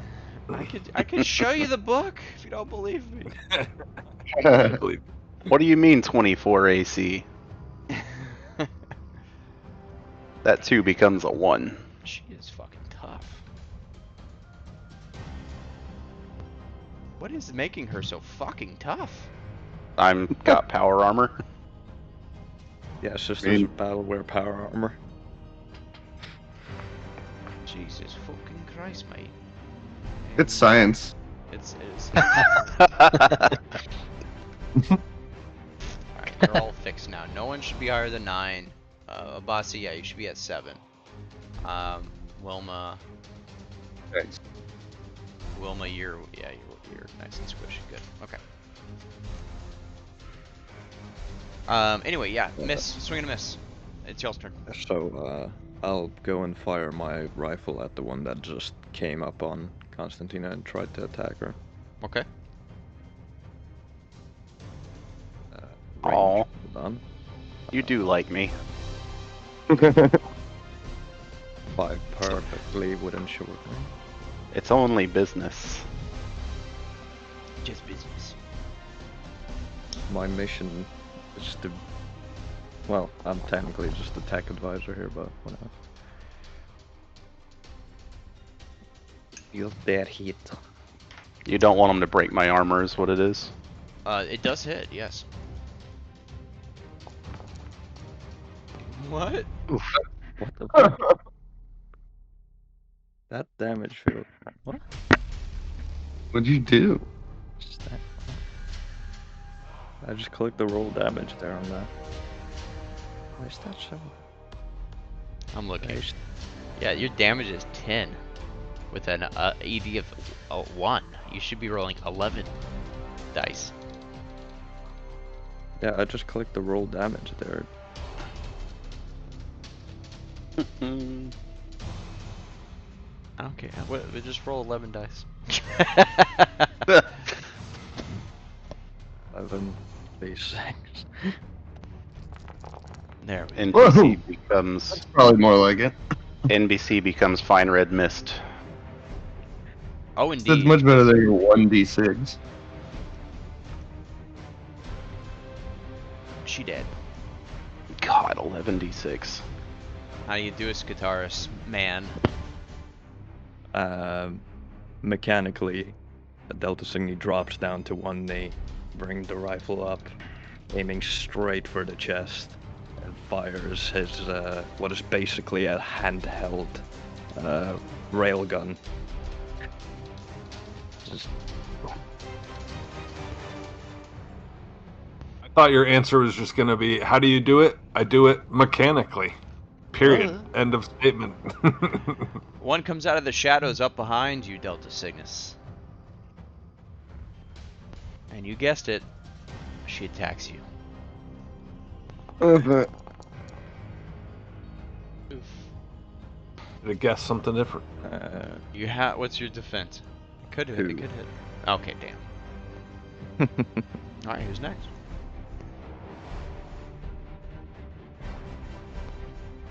I think one of the two that hasn't gone, yeah. Yeah, what's Mina Bussy? John, how about you go? Alright. She sees this ganger coming out from the shadow, a gainer, and she's gonna run over to this wall, pulling out. Can you like move and pull out a gun? Is that like? Yeah, we're not doing granular stuff. No worries. All right. And she's gonna. Actually, you know what? Maybe she'll pull out her force staff. That has a range of 2. And I feel like that just like puts out like a force blast.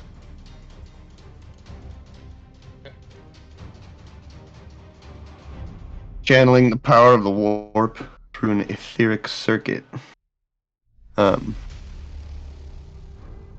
And yeah, just straight roll. 2 failures. It looks on a. Is it DN3? Yes. In combat, should be a DN3, I think. okay, so we did my damage wrong, by the way. Did we?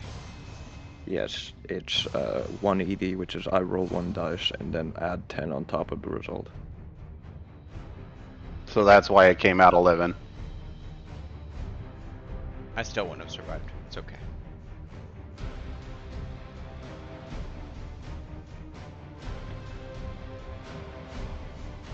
Yeah, but I guess she misses. And that's her turn. Oh snap. Abasi, one comes out from the shadows also behind you. You hear a revving of a chainsaw, or a chainsword. There's a 2 hit. I have defense 2. I believe that does hit. Does hit. Fantastic. I didn't target you, so it's not giving me a damage option. What Resilience 7. can I make it? Ignore this dice Oh. roll. Oh, come on. I'm not sure how to roll damage individually. That's even possible.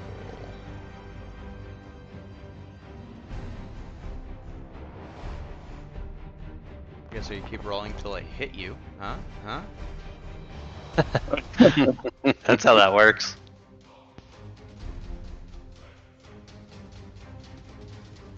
The NPCs can do it, so can the PCs, right? Well, Yeah. I guess I didn't have you targeted again. I'm confused. There we go. 12. Minus Holy 7, so 5 damage. Oof. Or Yeah, out from wound. the shadow, you get a good slash across your back. Ow. Okay, so subtract 5 wounds.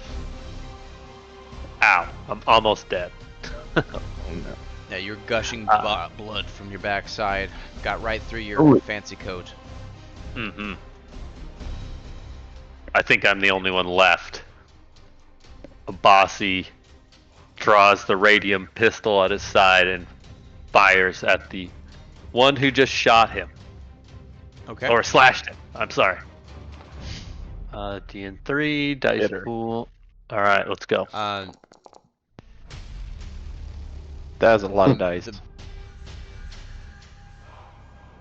The melee, the DN would just be 2 when you're melee for her. That still succeeds regardless, though. 4 successes. I will roll damage. Fuck. 8 damage. 8. Yeah, she slashes you across the back. You do a quick flip, and without even really needing to aim much, because she's right there, you do what? Whip the pistol out, point it towards her head, and pull the trigger. Exploding her head Head explosions. in a white, pinkish mist. Body topples over. Little blood splatters on your face. I'll, wounded, I will also step back. Maybe here. Okay. And that's my turn. Top of the stack again.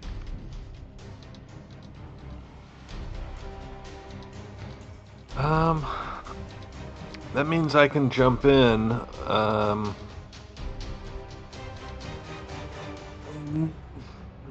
Nobody seems like they're in serious trouble. Is that right? It do seem that way. I don't see anyone necessarily worthy of my abilities. Well, I mean, your rogue trader is gravely injured, but other than that, But he's not in trouble. Like, he's not in... Alright. He's Well, not dead yet. Let's... Yeah, So I will... Let's see, I'll dip over here to the northwest. Whoops, I keep trying to do stuff the way I do it in Roll20. Alright, so I Same. move over there. it's blasphemy here. That's heresy. Sorry. That was out of character. So let's see. Double right click on this target, and then let's come down with the chainsword once again. Worked out pretty well last time, and let's see what happens. You just get it. All right. Let's, do some damage. Oh yeah. And Well, all right, 12 damage. How do you do it? Let's go with a decapitation this time. Oh yeah. Come horizontally and just saw right on through. Your Classic. chain sword surprisingly cuts so cleanly through that you barely even the flesh barely even resists. As the head pops right off and a fountain of blood shoots up in the sky around you and the surrounding area. This chainsword is hundreds of years old and has done its job for those hundreds of years. But really, it's my strength and skill that got this done. Oh no, I heard cannibalism makes your bones weak. It's possible because this one's gonna try to attack Constantina again, and I mean, I'm trying not to metagame here, but I'm pretty sure it's impossible for me to hurt you. Let's see. Can you get behind cover? Yeah. Something unexpected happened. Constantina hits back.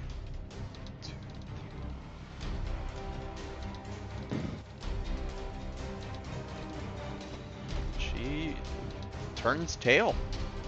Who's next?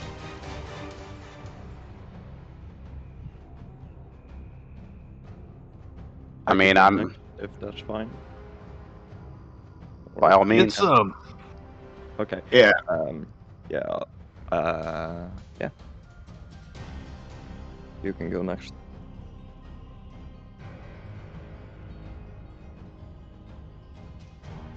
Wait, who is you? Yeah. Oh, okay. in there, you. Yeah, I'd like to see what Delta does first because I've been like hiding behind them. How dare you try to strike me? Yeah. She is not getting away. Well, hopefully. And we're gonna take another swing at her legs. Get it, girl. That's a success. So 3 successes. Yep. Alright. Do I roll critical or just regular roll damage? Roll regular damage. Alright. She doesn't have legs anymore. No, she doesn't. She's screaming in agonizing pain as she is basically being bled out from her legs. I am singing praises to the Emperor for allowing me to take out this disgusting heretic. Nice. Just coated in blood. Well, shit. Bye. Who's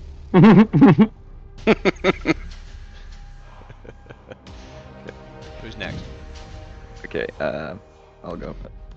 As that other wolfgang retreats, a little like light flashes on the top of my head as if a movement sensor was activated. I swiftly fling my gun around to shoot at her as she's trying to run away.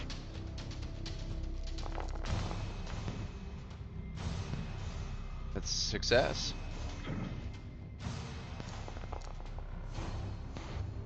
Ten damage.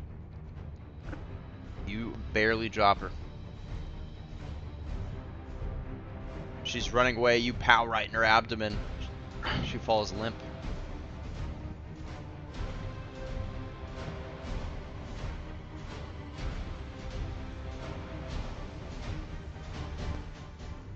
No mercy. Alright, who's next? Guys, we did want to interrogate somebody, but we talked a lot before the fight. We probably don't need to do that. Anybody alive? That's fine. The time. Do we want to think keep they- anybody alive? They revealed their hand. Okay.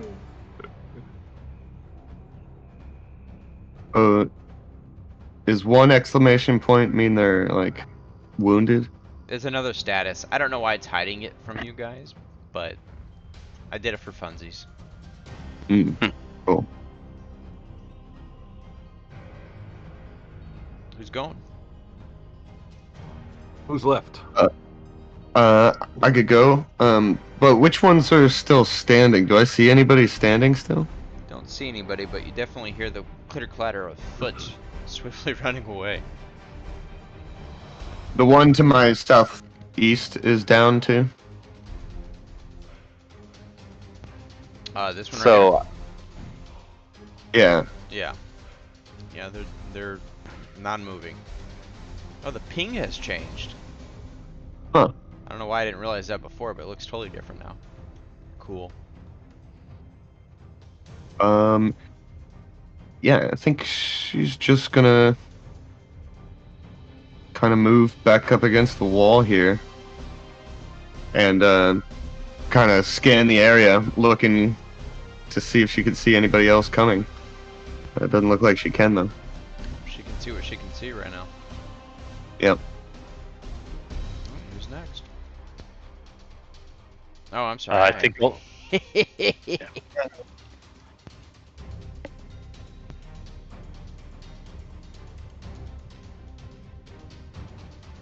Okay. Do.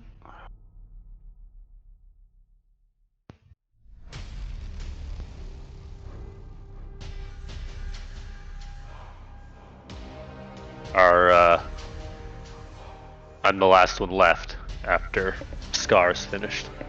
I'm done. I'm sorry.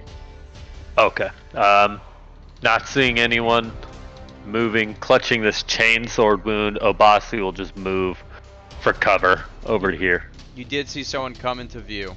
Oh, Down below. I did. Down south, far south. Do they look the same as the other chainsaw wielders? Yes. They Okay. look very evil. Covered in blood. And an apron. Let me just see how The far apron away. does it. That's what tells you they're evil. It's the apron. Yeah.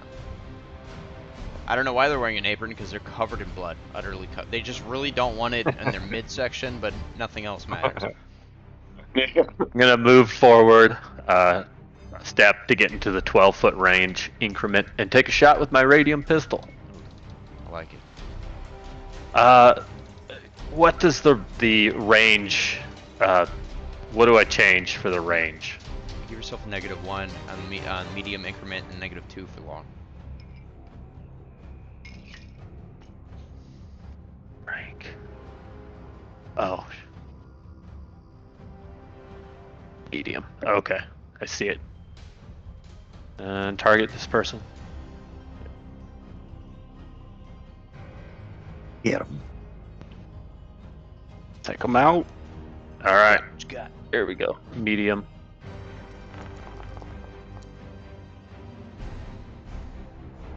Hell yeah. That's a hit, yeah. Roll the damage. Oh my goodness. Yeah, you How did I land do this that? shot and oh my god. What have What you am I doing? Sorry. How do I undo that? done? You land the shot and but they drop to one knee. But don't drop. They continue to run. Looks like you shot right through maybe a kidney or two at the same time. Halt, traitor! And over the end. Damn, we're earning glory points during this combat like mad. And then Skilly do. Why do they all have to be someone hot? left. Oh, they're running the other way now. I think I'm the only one with the range to fire on her here, right? So, Check. I think that would be medium for me. Yeah, just barely medium range there. It's funny, I only see long and short range. Technically the rules are I get a +2 defense at long range. It's probably a +1. Either way, giving yourself a negative does the exact same thing, I'm sure. It looks like it automatically does the range thing. Oh, cool. Yeah, Very because good. when you Someone targeted, it automatically selects the range on the, depending on Oh. the squares there. That's cool. Does it give you an option for medium? Does that exist? Yes. That's weird, that's not in the quick reference. Literally just short and long. When Medium you- probably has no modifier. Okay. Well, if it's cool, I'll fire on her. Mhm. There. I think it hits. Oh, Are you sure? Roll critical hit. holy crap. Are we doing that? Or Roll critical hit. Four there? sixes. No, I haven't. Just rolled damage. We haven't been doing that. Jeez, Lou Quiz.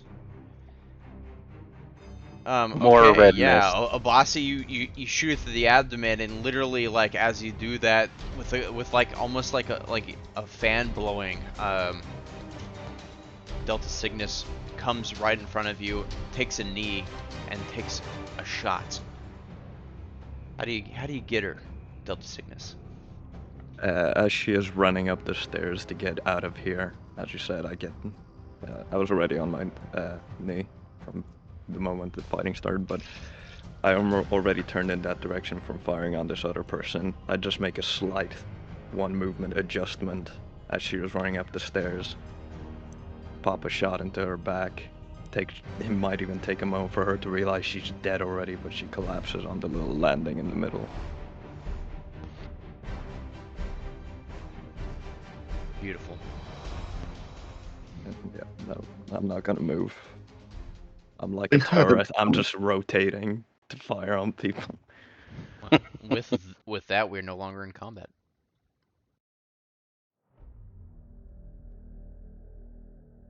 Righteous Aw. shot. Yeah, Delta Cygnus ruined it for everybody. Killed the last person. I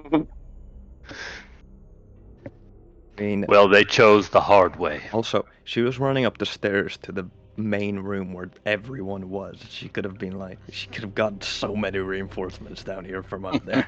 Oh my god, I'm an idiot. I'm sorry, guys. I put the wrong type of wall on the machine back here. You can't even see it. There you go. Oh. My bad. Thanks. It's so glorious. Lurpy machine. What After do all of you? after looking around his surroundings to ensure all hostiles are dead, that the Cygnus will move up to the machine and begin examining it. I'm gonna come on over to my pal Kravaxius. What's his name? Check out his weapons. That chain axe, and he had some kind of special gun, or no? Yeah. Not Yeah, special, he had a but he did have cannon a or gun. something. He had a hand cannon, yeah. Hand cannon. Yeah, sure. Hand cannon sounds a little bit better than my bolt pistol. Well, you're a trained I don't know. military person. Damage 9. Bolt Range pistol's 6, 12, 10. 18. Same as the bolt pistol. All right, bolt pistol's better.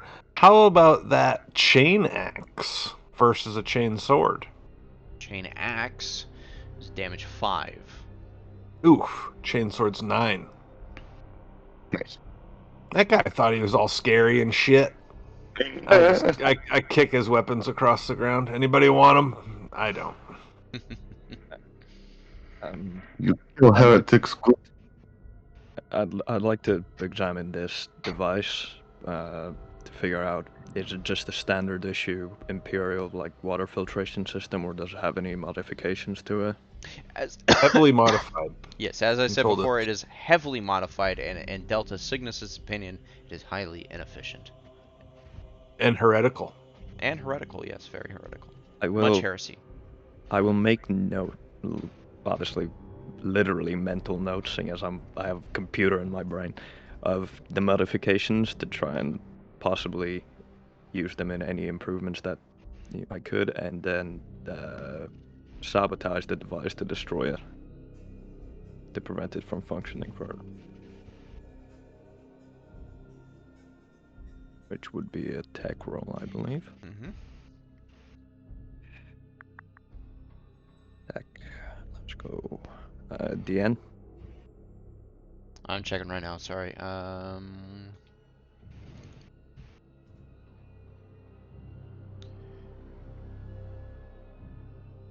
Still 3, apparently. Okay.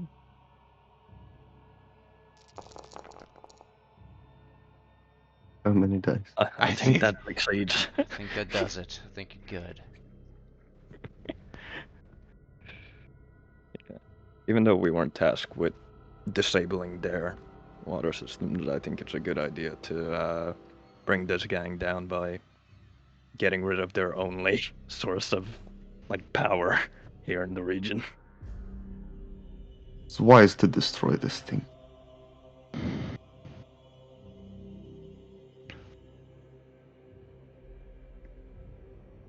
Not only is this a non-sanctioned usage of this technology, it is also highly inefficient and offensive to me.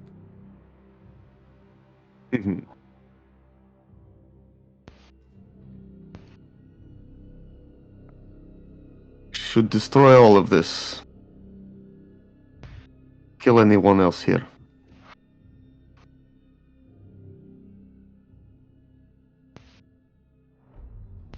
I've done everything I want to do out here, and I just noticing this will stick by you guys.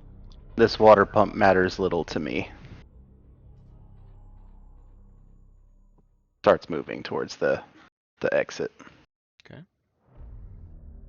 We have completed the parameters of our mission from the Waterbringers. But we bring proof.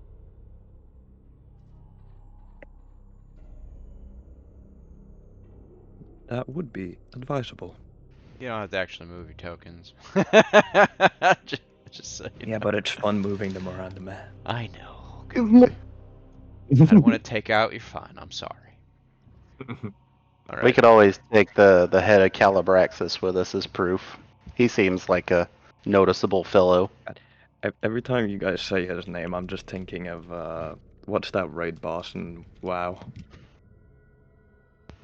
I've purged all World of Warcraft memories from my memory, so I don't know. Well, Calibraxis is the name of a like murder demon in the DC universe that like possesses people with bloodlust. So that's kind of interesting. It's almost calculated. I'm thinking of Maldraxxus.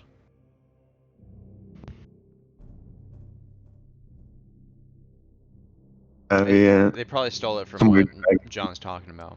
Blizzard steals everything. Yeah. Constantina is just destroying everything with her chainsword. I am taking his head. Okay. Well, it's a sword that's also a chainsaw. You don't have to roll. I wanted to roll for dramatic effect. Well, you successfully dramatically chop the head off, blood splattering everywhere. Flavor dice. Job done. Job done. You, at least 50% of you are covered in gore or blood in some fashion currently. That's Another day the at proof. the office. Yeah, that'll look good when we show up to report that we've done our job. Okay. Yeah, let's just sweep the place, make sure there's nobody, no more cannibals. Okay. Do you exit the basement? I have no intention of staying.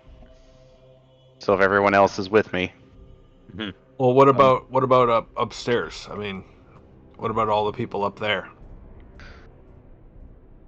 I'm not going by myself. I'm waiting for you guys. I don't have anything else to do here. So I'm good to leave when you guys are. Yeah. I'm going with them. I'm just saying, like, do we think that we're leaving the basement and then leaving the building, or are we leaving the basement and then going to the ground floor where there's other people? You know what I mean? Yeah, there's the first floor and second floor also. Yeah. So it's not like we're just leaving the whole area. We got to go upstairs and potentially deal with whoever's up there. And Atticus will lead that charge stealthily. Atticus, you climb the stairs. The entrance to the first floor. So when you go up the stairs, there was a kind of segregation that led to the first floor from the kind of opening area from the front door, if that makes sense. That little segregation, there is now a blast door that's dropped, making it so the only way that you have to go is out or back down into the basement. Does the well, blast then door out. have Does the blast door have a console beside it to open it, or is it locked from the other side? There is no console in sight. Does it have a doorknob? Just kidding. Let's go. Let's head out. It's got like a hatch, like a little sliding thing for like Wizard of Oz, and a little man pops out. All right, let's go. A metal sphere on the end of an arm comes out. A2 Boblin Gate! And does all that kind of crazy stuff. All right. The door is still ajar from before, leading out to the small courtyard where the ATV is and the outer walls. Everything is off. The lights are all off. There is not a soul inside out here any longer. All right, good. Are we on foot? Like, did we come here on foot? Yeah, everything has been in close proximity in the shanty town that you're in right now. There's no roads, and this ATV is the first vehicle of any kind that you've seen since you've arrived. Ooh, can we appropriate that? You can, except the doors it's blocking aren't even wide enough for it to come through. It looks like it has just been there, and that's its purpose in life, going slightly back and slightly forward. Interesting. Well, Fools. You pass butter. All right, so let's go. Let's go. Let's get out of the scene. Agreed. kill some cult members. If anybody wants to take a look at, our fearless leader's back, you could probably use some help. I'm not that kind of a... Spray some foam on that or something. Fix him up. As you all pass through the shanty town, you see that a lot of eyes seem to be on you right now, despite how late at night it is. People pop open whatever they have that constitutes as a window or in shutters that for the window. Look out at you, and you hear people whisper, "Oh, they made it out. They attacked the deluge. They brought down deluge. They attacked deluge." Seems as though word has begun to spread of what you've just done.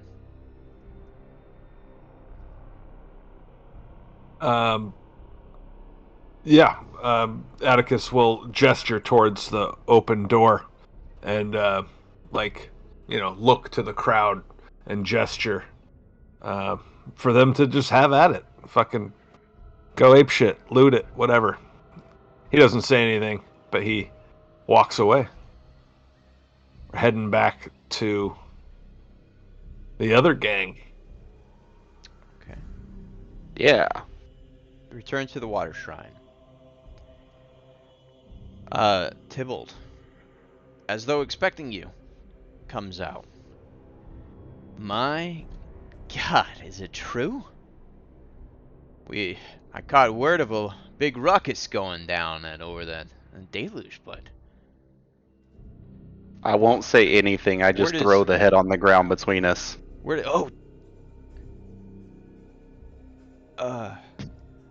It wasn't that difficult, Atticus says. Speak for yourself. I also took the liberty of disabling the water filtration plant that was inside of their compound. Well, that's unfortunate, I suppose, but It was heavily modified and drained water from human blood. Oh, his eyes kind of widen. Okay, makes sense. You guys wait here. I think I got somebody that's gonna want to talk to you. I'll be right back. And where are we waiting? Just outside of the water shrine. Okay.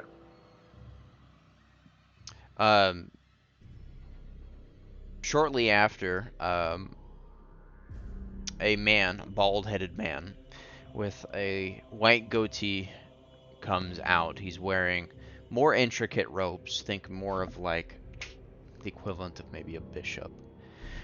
He's got an ornate tabard over his cream-colored robe, the tabard being of a sky blue. His face is covered in the what's the word I've been using all night? The skin Ecclesiarchy. ecclesiarchy. Yes, thank you. Anyway, the luminescent tattoos, but his are in a fashion that make his face look like a mosaic, and it's illuminating slightly.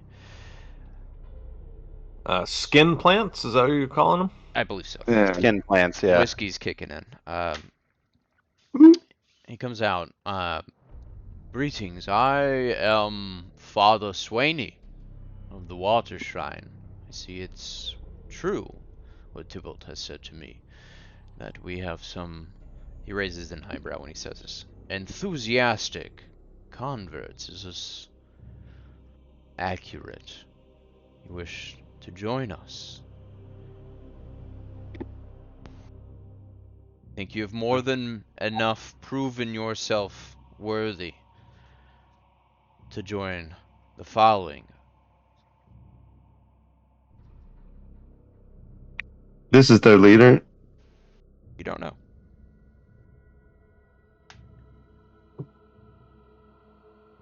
I will speak for myself. I think I would love to join. See more. Clavars. Clench my jaw and nod. Very well, you will see Atticus the... gestures towards Obasi and say, "He speaks for me." Very well. And you are in luck because we are soon to have a sermon and you will be able to see the miracles that our Saint Martika can perform. In the Emperor's name, of course. He raises a finger without looking away from you, and you hear a bell toll above the shrine. The doors behind him open wide. Please come join us. It'll only be a few moments as we wait for the rest of the congregation to join us before she begins. And he leads you inside.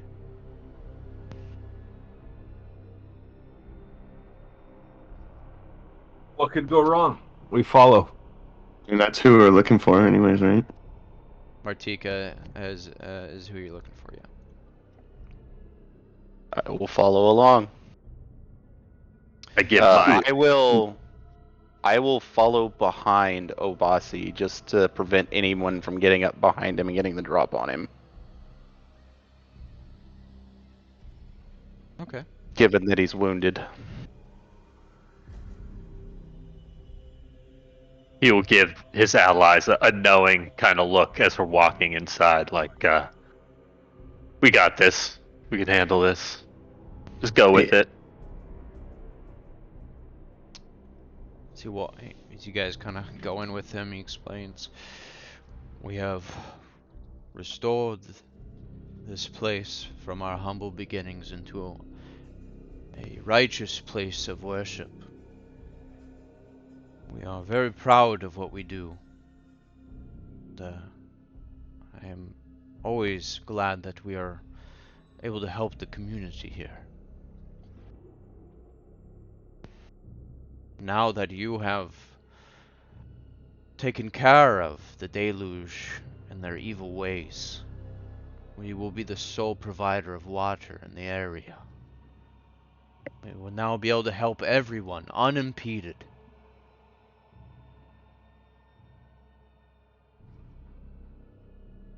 Excellent. This is emboldening words. Can you show us how you produce this water?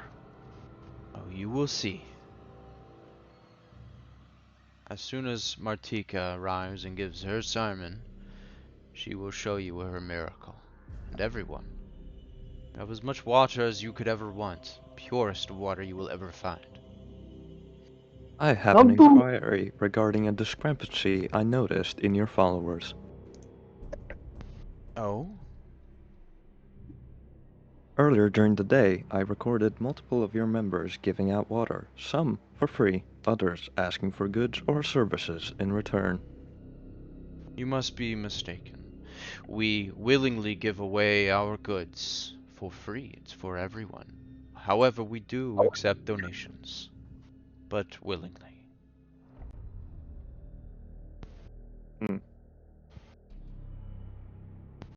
Yeah, it doesn't seem shady at all. Liar! We open Witch! fire. Witch! Apply chain sword. Your comment has been noted, Father. Please spread it wide.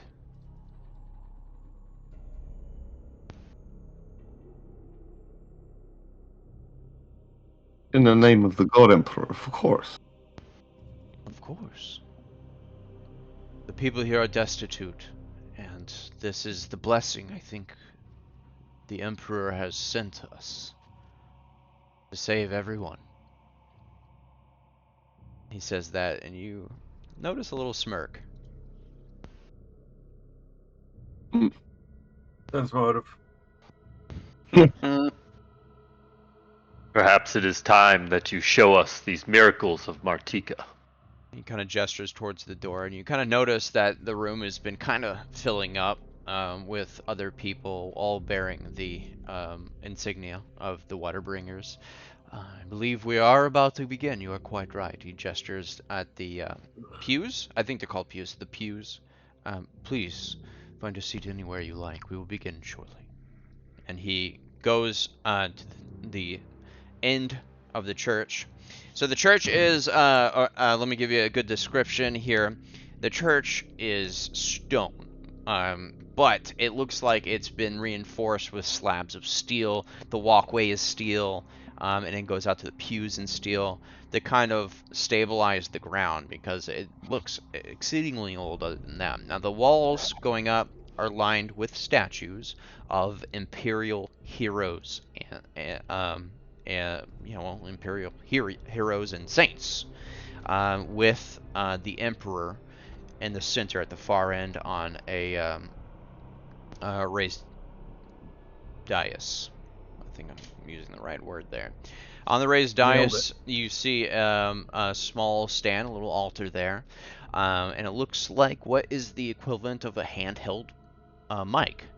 On the base of the dais, kind of facing outward like this to the crew, you see speakers pointing out. You kind of look behind you, you see speakers on the back end of it, so that everyone obviously gets a good audio. Aside from that, on the far end right and the far end left, you see two metallic sliding doors, and yeah, I guess other than that, the only noteworthy thing or there's some large vents on the floor. You kind of see like a faint white like steam rising out of them. You hear a hiss from the vent. It's still quite pungent in here, musky. But it smells a little less like urine and poop here, just musk. A little refreshing. So, after a while, whether you choose to sit or not, the room fills up with about maybe 24 water bringers, and they all sit. And oh, I'm sorry, very important detail. Apologies. At the base of each statue, you see several barrels around the base of the statue, empty barrels with no lid on them. And several, and what reminded me is several of the water bringers who come in seem to be coming in also with empty containers of their own. Some sit by you, they nod at you, address you accordingly, brother, sister. Mechanical thing. You hear this loud screech on the speakers as the tone gets into focus as Father Swaney picks up the mic. We're all gathered here today to once again witness the miracles of our Saint Martikas. In the Emperor's name, we pray. Everyone kind of bows their head and gives a short sermon. After a moment, he sets down the mic and kind of steps aside and bows his head and waits. Out from the side room, you see a woman emerge. nondescript woman, really. She looks like she might be in her 40s. She has a tattoo on her head, French spear, and she's a bit scarred up on her face as well. She bears the skin plant indications of a water bringer, although her majority of her body is in the fashion of the mosaic skin plant that Swaney had on his face. She is luminescent with vibrant blues and silvers, and it's quite beautiful. Other than that, she's just simply wearing kind of a whitish stained robe. Accompanying her, though, is an Ogren. Walking behind her, keeping an eye on everyone, scanning the crowd, locking eyes on each of you, and narrows his eyes as he sees the newcomers here. He waits at the bottom of the dais as she goes up, and she bows to the group. They all stand, bow at her, and then seat themselves back down. She turns around and faces the statue of the Emperor. Tell us about No. Ogrins, or however you want to pronounce that. Ogrins. They're called something else too. They're near humans. Abhuman is what they call them. Okay. I Yeah. call them tarts. Yeah, so they're extremely large humanoids. They're ogres. This one is bigger than you even, Atticus. He is, let me see here. He is, yeah, it doesn't really give much other than that. He is simply taller and wider to you. That's our comparison because you're the biggest person in the party.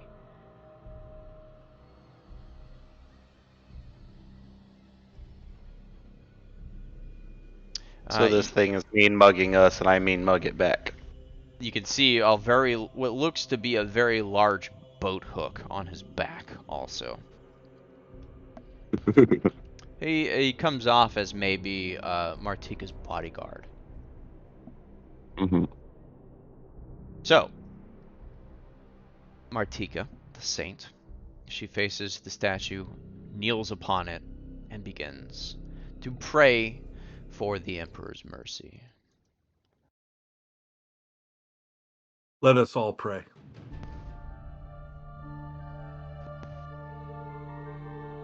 Just kidding. Begins reciting the Credo Omnissiah, which I won't fucking read because just Hang on a second. too easy to fuck up. Hold on. This is not the song I wanted. I really wanted to play this. I don't care who you are. I want to play this right now. It was supposed to have a dramatic effect, but I've clearly ruined that. But I still want to play that. You guys know how big I am about our music. It's good.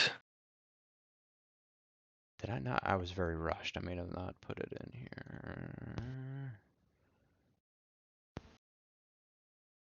There it is. Alright. My B, we're going to listen to this entire thing for dramatic effect. Savvy? I'm gonna Here for it. up my drink while we listen. Ave Same. Maria, gratia plena,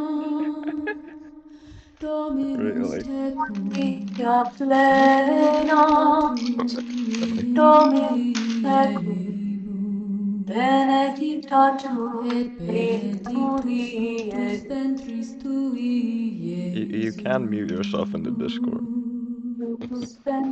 Sancta Maria, Mater Dei, ora pro nobis peccatoribus, nunc et in It's only like hora 59 seconds. mortis nostrae. Amen.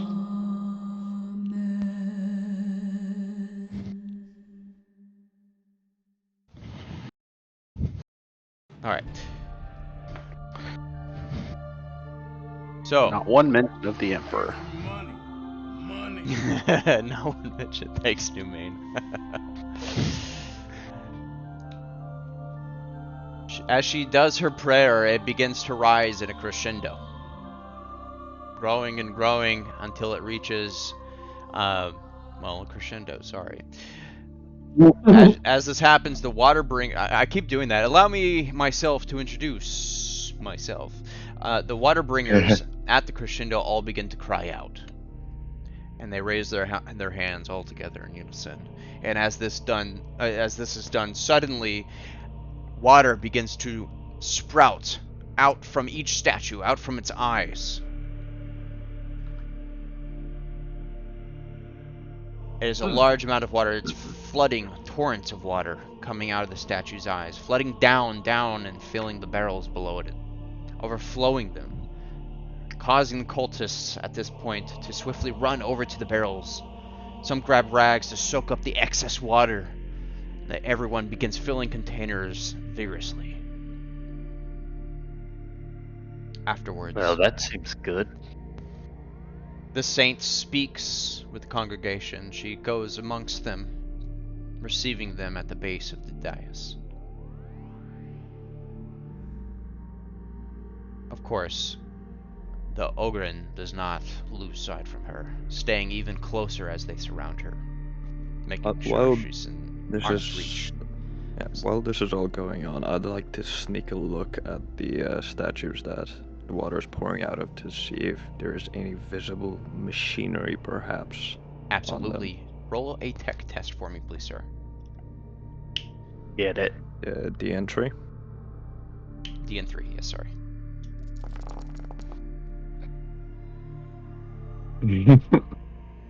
The statue's Delta Cygnus are perfectly normal, with no apertures of any kind from which the water could have even come from. Constantina. Well, Martika locks eyes with you and sees you. Her eyes widen. She approaches you, attempting to clasp your hands in hers, with a warm face. She smiles widely. I can see the faith shining in your eyes, sister.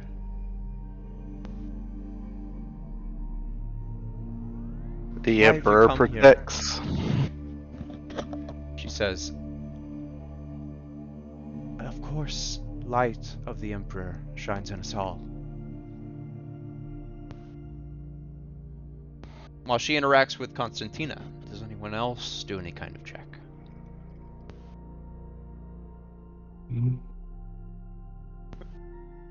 we know it's not Heck that's doing this. Could be psychic stuff. Yeah, is there a way to like pick up or like detect like psychic energies? Being a psychic.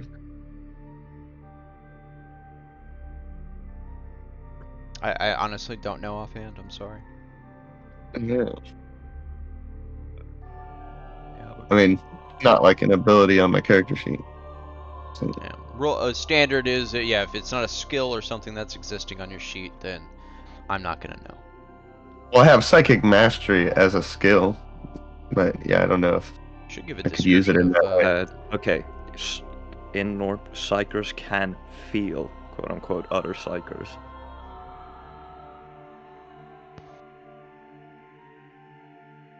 what is that? Was that a talent you have? Psychic mastery is a skill. It's a skill. So you would be able to find out if they're a psyker. Yeah, you're saying Psychic psychers mastery, can here we feel go. psychers. Your ability to manifest psychic powers, manipulating the warp to change reality, blah blah blah.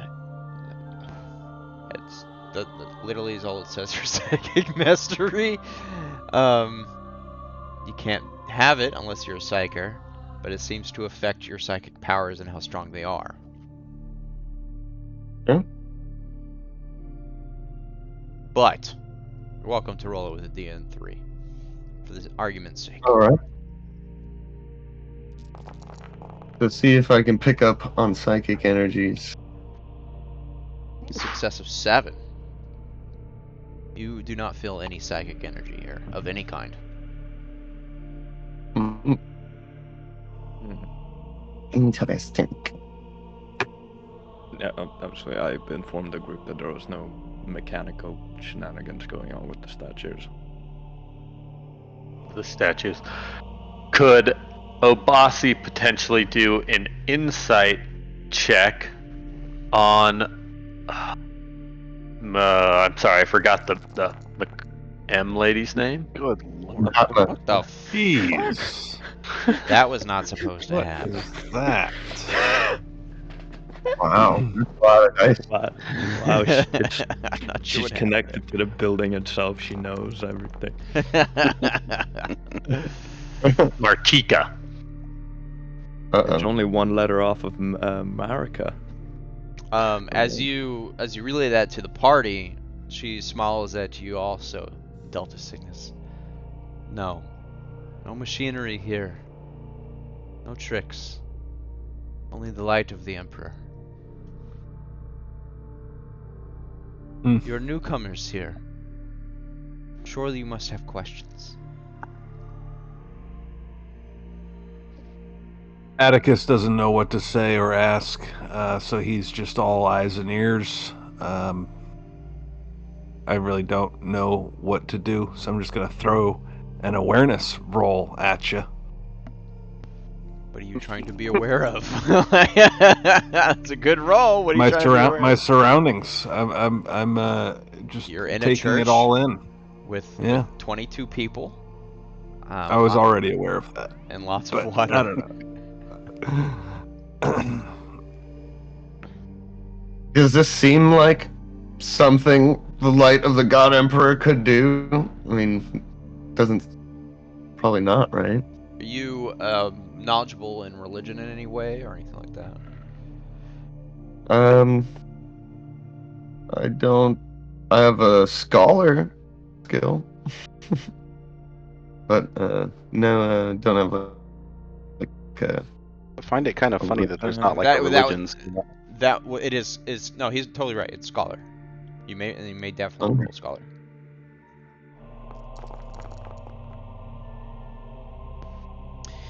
There you go. You know a few tales that you've learned here and there, but I mean, there's been some talks of weird things happening, walking on water, just weird stuff like that, levitating. You've never heard of anyone producing mass amounts of water like this, though.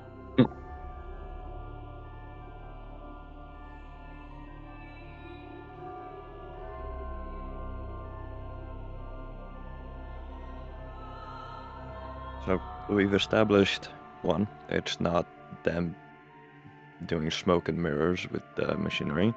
It's not warp fuckery, because no psychic stuff and that's linked to the warp. Seems we've got a saint on our hands here. Yeah, she might be legit. Let's turn this place into a mega church. Sign and stamp it. Don't let Case the closed. Ultramarines know, or else it's going to be an ultra church. I mean, we could ask her about it too, probably. Alright, so circling back to her asking me what we were doing here. I will tell her, as I am not super intelligent or great at making up good lies, that I had to come see this miracle that I've heard of for myself. And what did you think of the gift I've been given?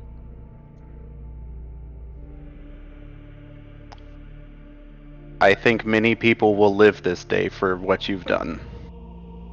She smiles really widely. She kind of whispers, "So do I."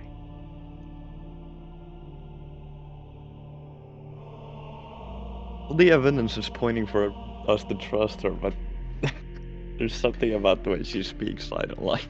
There is, you can do insight checks. That's pretty much, you know, the sense motive equivalent. Yeah. How was it I'll that do you that. were given this gift? Only recently. I've lived here my whole life, but I think I was given this gift at the right time. You woke up one day like this? I don't think you're gonna cut it with one dice and a D3 Atticus. I also did a insight. And there. this gift, Yes. what do you desire to do with it? Do I desire? Only to help others. People are starving and dying here. I only wish I could also provide food, but at least I can provide water.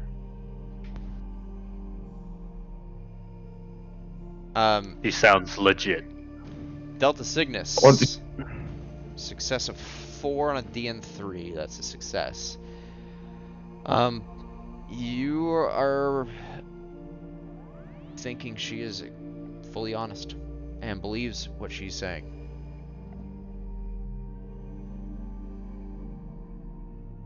According to my social protocol, you are being completely truthful with us.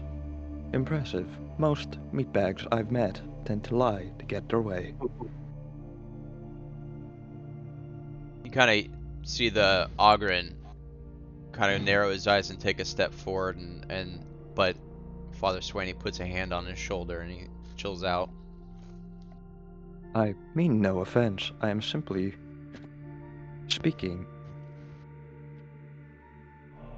Fuck, what's the...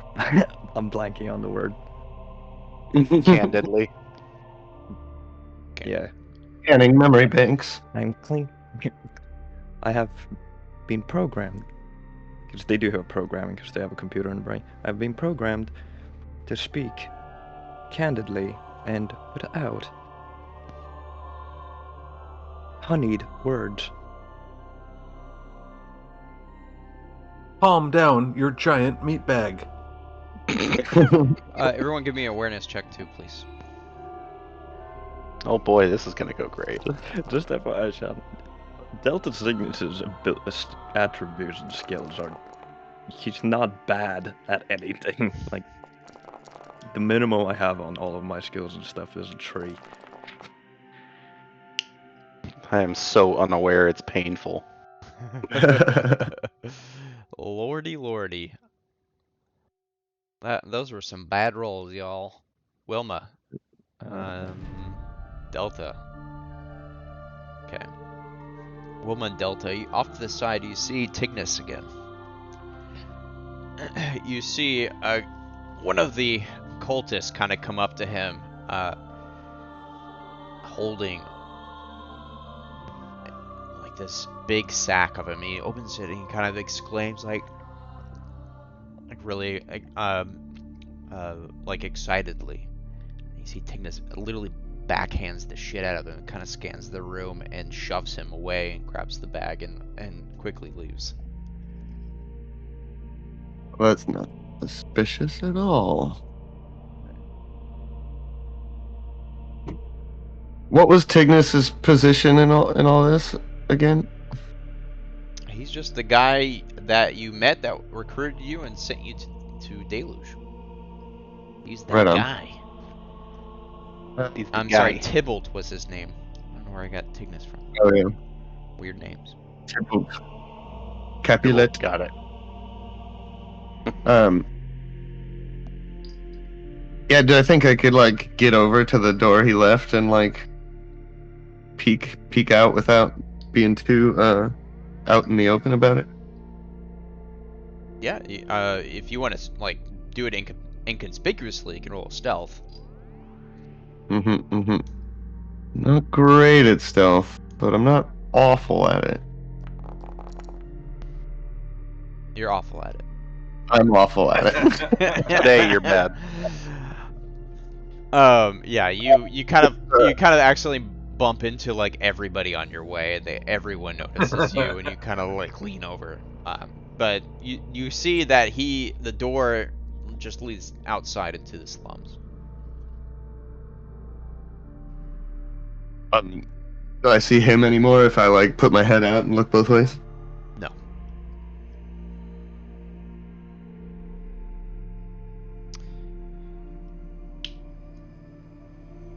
I feel like she like look back and maybe scoot out the door and like go one direction and see if she can find him. Okay. Well, all of you painfully see Wilma leave the church. I hate to see her go, but Constantina. I'd love to watch her leave. Jesus Christ. Yeah. Constantina. Father Swaney kind of leans down and whispers into her ear, and into Saint's ear. She nods. And she kind of looks at all of you. I hope to see you all again. Goodbye. She turns around. Father Swaney kind of guides her away and nods at the Ogren and looks at all you. Apologies. She's quite tired after performing her miracles, and she needs rest. Sermon is over, but I invite you all to return.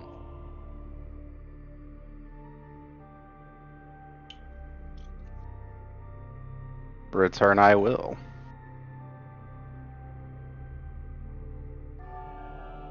Maybe.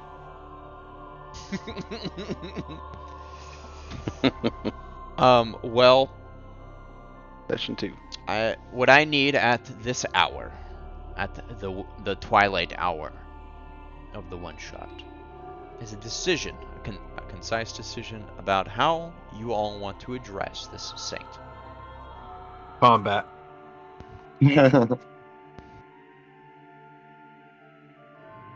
I'm getting One the vote for impression combat.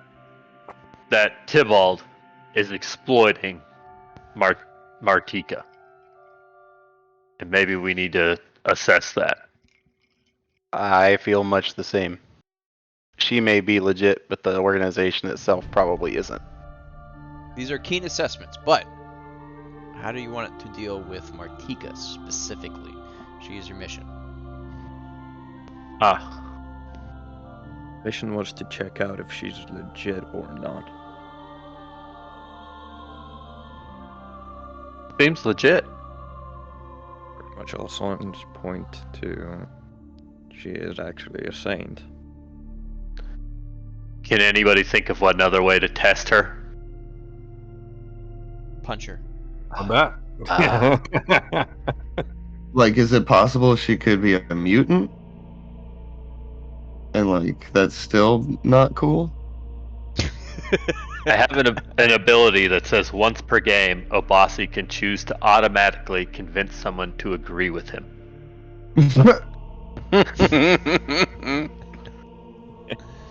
That's awesome. I don't know how we could use that to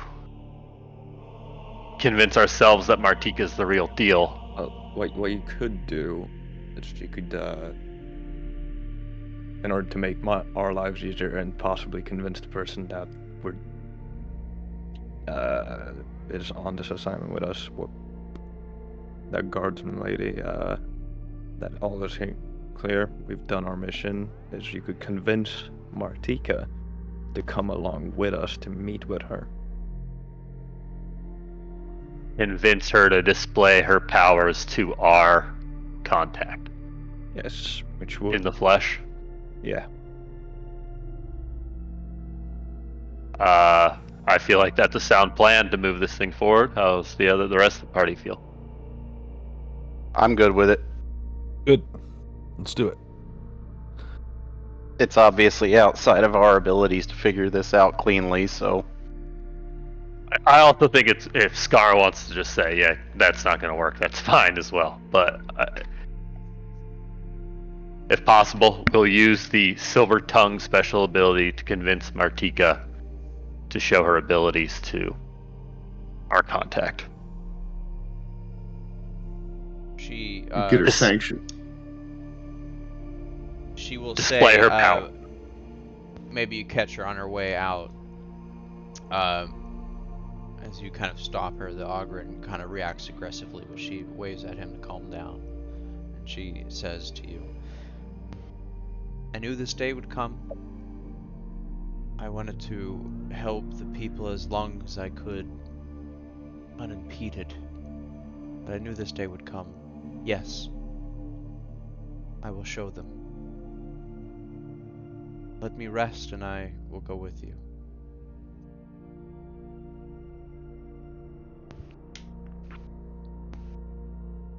Now my big question though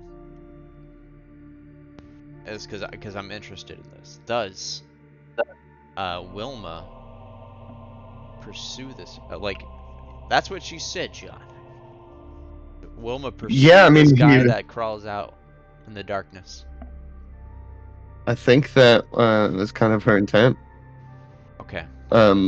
He was hiding something, and she's wanted to know what it was. All right. So I'll double down on that for you. So you said everybody saw Wilma leave. Let's see if anybody sees Atticus leave. He follows to just see what the hell's going on. There's a pile of dice. That's a success. Barely. So I'll be there too. I don't know. Okay. Yeah, I didn't mean to split the party. I Alright. will definitely tell her that we'll return for her after her rest and follow along. Okay. So I have to wrap things up. We'll say that you all inevitably stick together. Unfortunately, you lose track. The trail gets cold on Tybalt. Eventually, go back to report your findings while Martika rests. Your decision for the ecclesiarchy was that she is a saint. And you are duly rewarded for the service with a set of purity seals and the promise of increased rank and more challenging missions to come.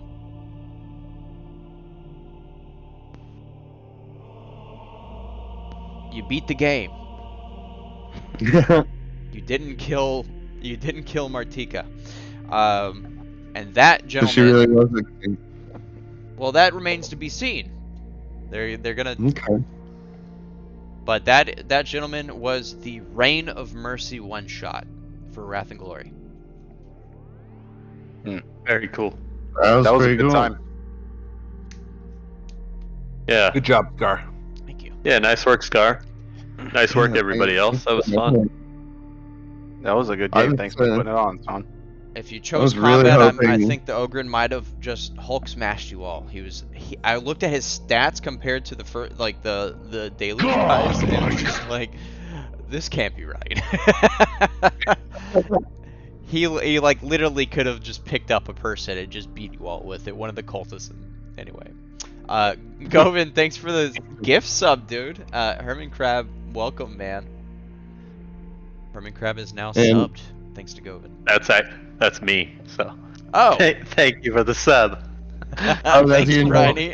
Way to bury that lead. We're chatting with you all night. Oh, that's you. No, I had no idea. I didn't know. What was I gonna say? Just what you just said now, but hours ago. I'm saying it now. Well, thank you for the sub. If we end up doing another one shot in Wrath and Glory, I'd love to continue with these characters. Well, absolutely. So my plan was, I'll just tell you, my plan was to do a more complicated game, implementing more of the rules, but another one shot. But okay, If y'all, I mean, if we get a consensus on keeping the characters, that's cool. We can do that. But the next one shot I was gonna do is all orcs. Nice. That sounds so fun. Nice. Oops, all orcs. So I figured people might really enjoy that. And another thing I was supposed to divulge. So John had 3 options to choose from. One was the Psyker. The other option was a scum, a criminal that could have betrayed you guys at any second and joined the Deluge and turned the fight. And the last one was a undercover Eldari. And that would have eventually, I would probably try to make it happen as much as possible, that his identity would be discovered, that he is an Eldari, mid-game, and all the strife therein would occur. But his job... See, I tried to pick the worst one, but I picked the one with the least conflict on accident. Well, that's kind of the catch-all. Like, I wanted the wild card to be something cool, but you're kind of stuck with 3 choices, so you might not also like it. You know, it's kind of the dice roll. With the Psyker, at least, like, I don't know. I was like hoping you guys would do heresy, so I could try and kill you. Yeah, her job was she was observing. You guys were there rooting out heresy. She was there rooting out you guys. Because but you guys were all like really loyal to the God Emperor. Well, when we played Warhammer Fantasy, we had a player that was not apprised to the lore, and Joey, and he's just heresy everywhere. Everything he was doing was heresy. Oh, well, Joey's always doing that everywhere he goes, right? Well, I was hoping that somebody here would hopefully do that in the 40k game, and then there'd be some fun action with John. But you're all good boys, good Emperor. Yeah. In retrospect, I probably would have went with the criminal so I could turn on you guys or something. If I don't mix it up. But no, that was a lot of fun. Yeah, I had a great time. Yeah, cool fun. little story. Well, super flavorful. I'm gonna do the wind down with you guys in 1 sec, but first I want to say bye to the stream and thank you everybody for coming in. Govin, I'm sorry if you just got here. I love you though. Smooches. Thanks for watching, everybody. We'll see y'all Thursday. Bye. Bye bye. Good night.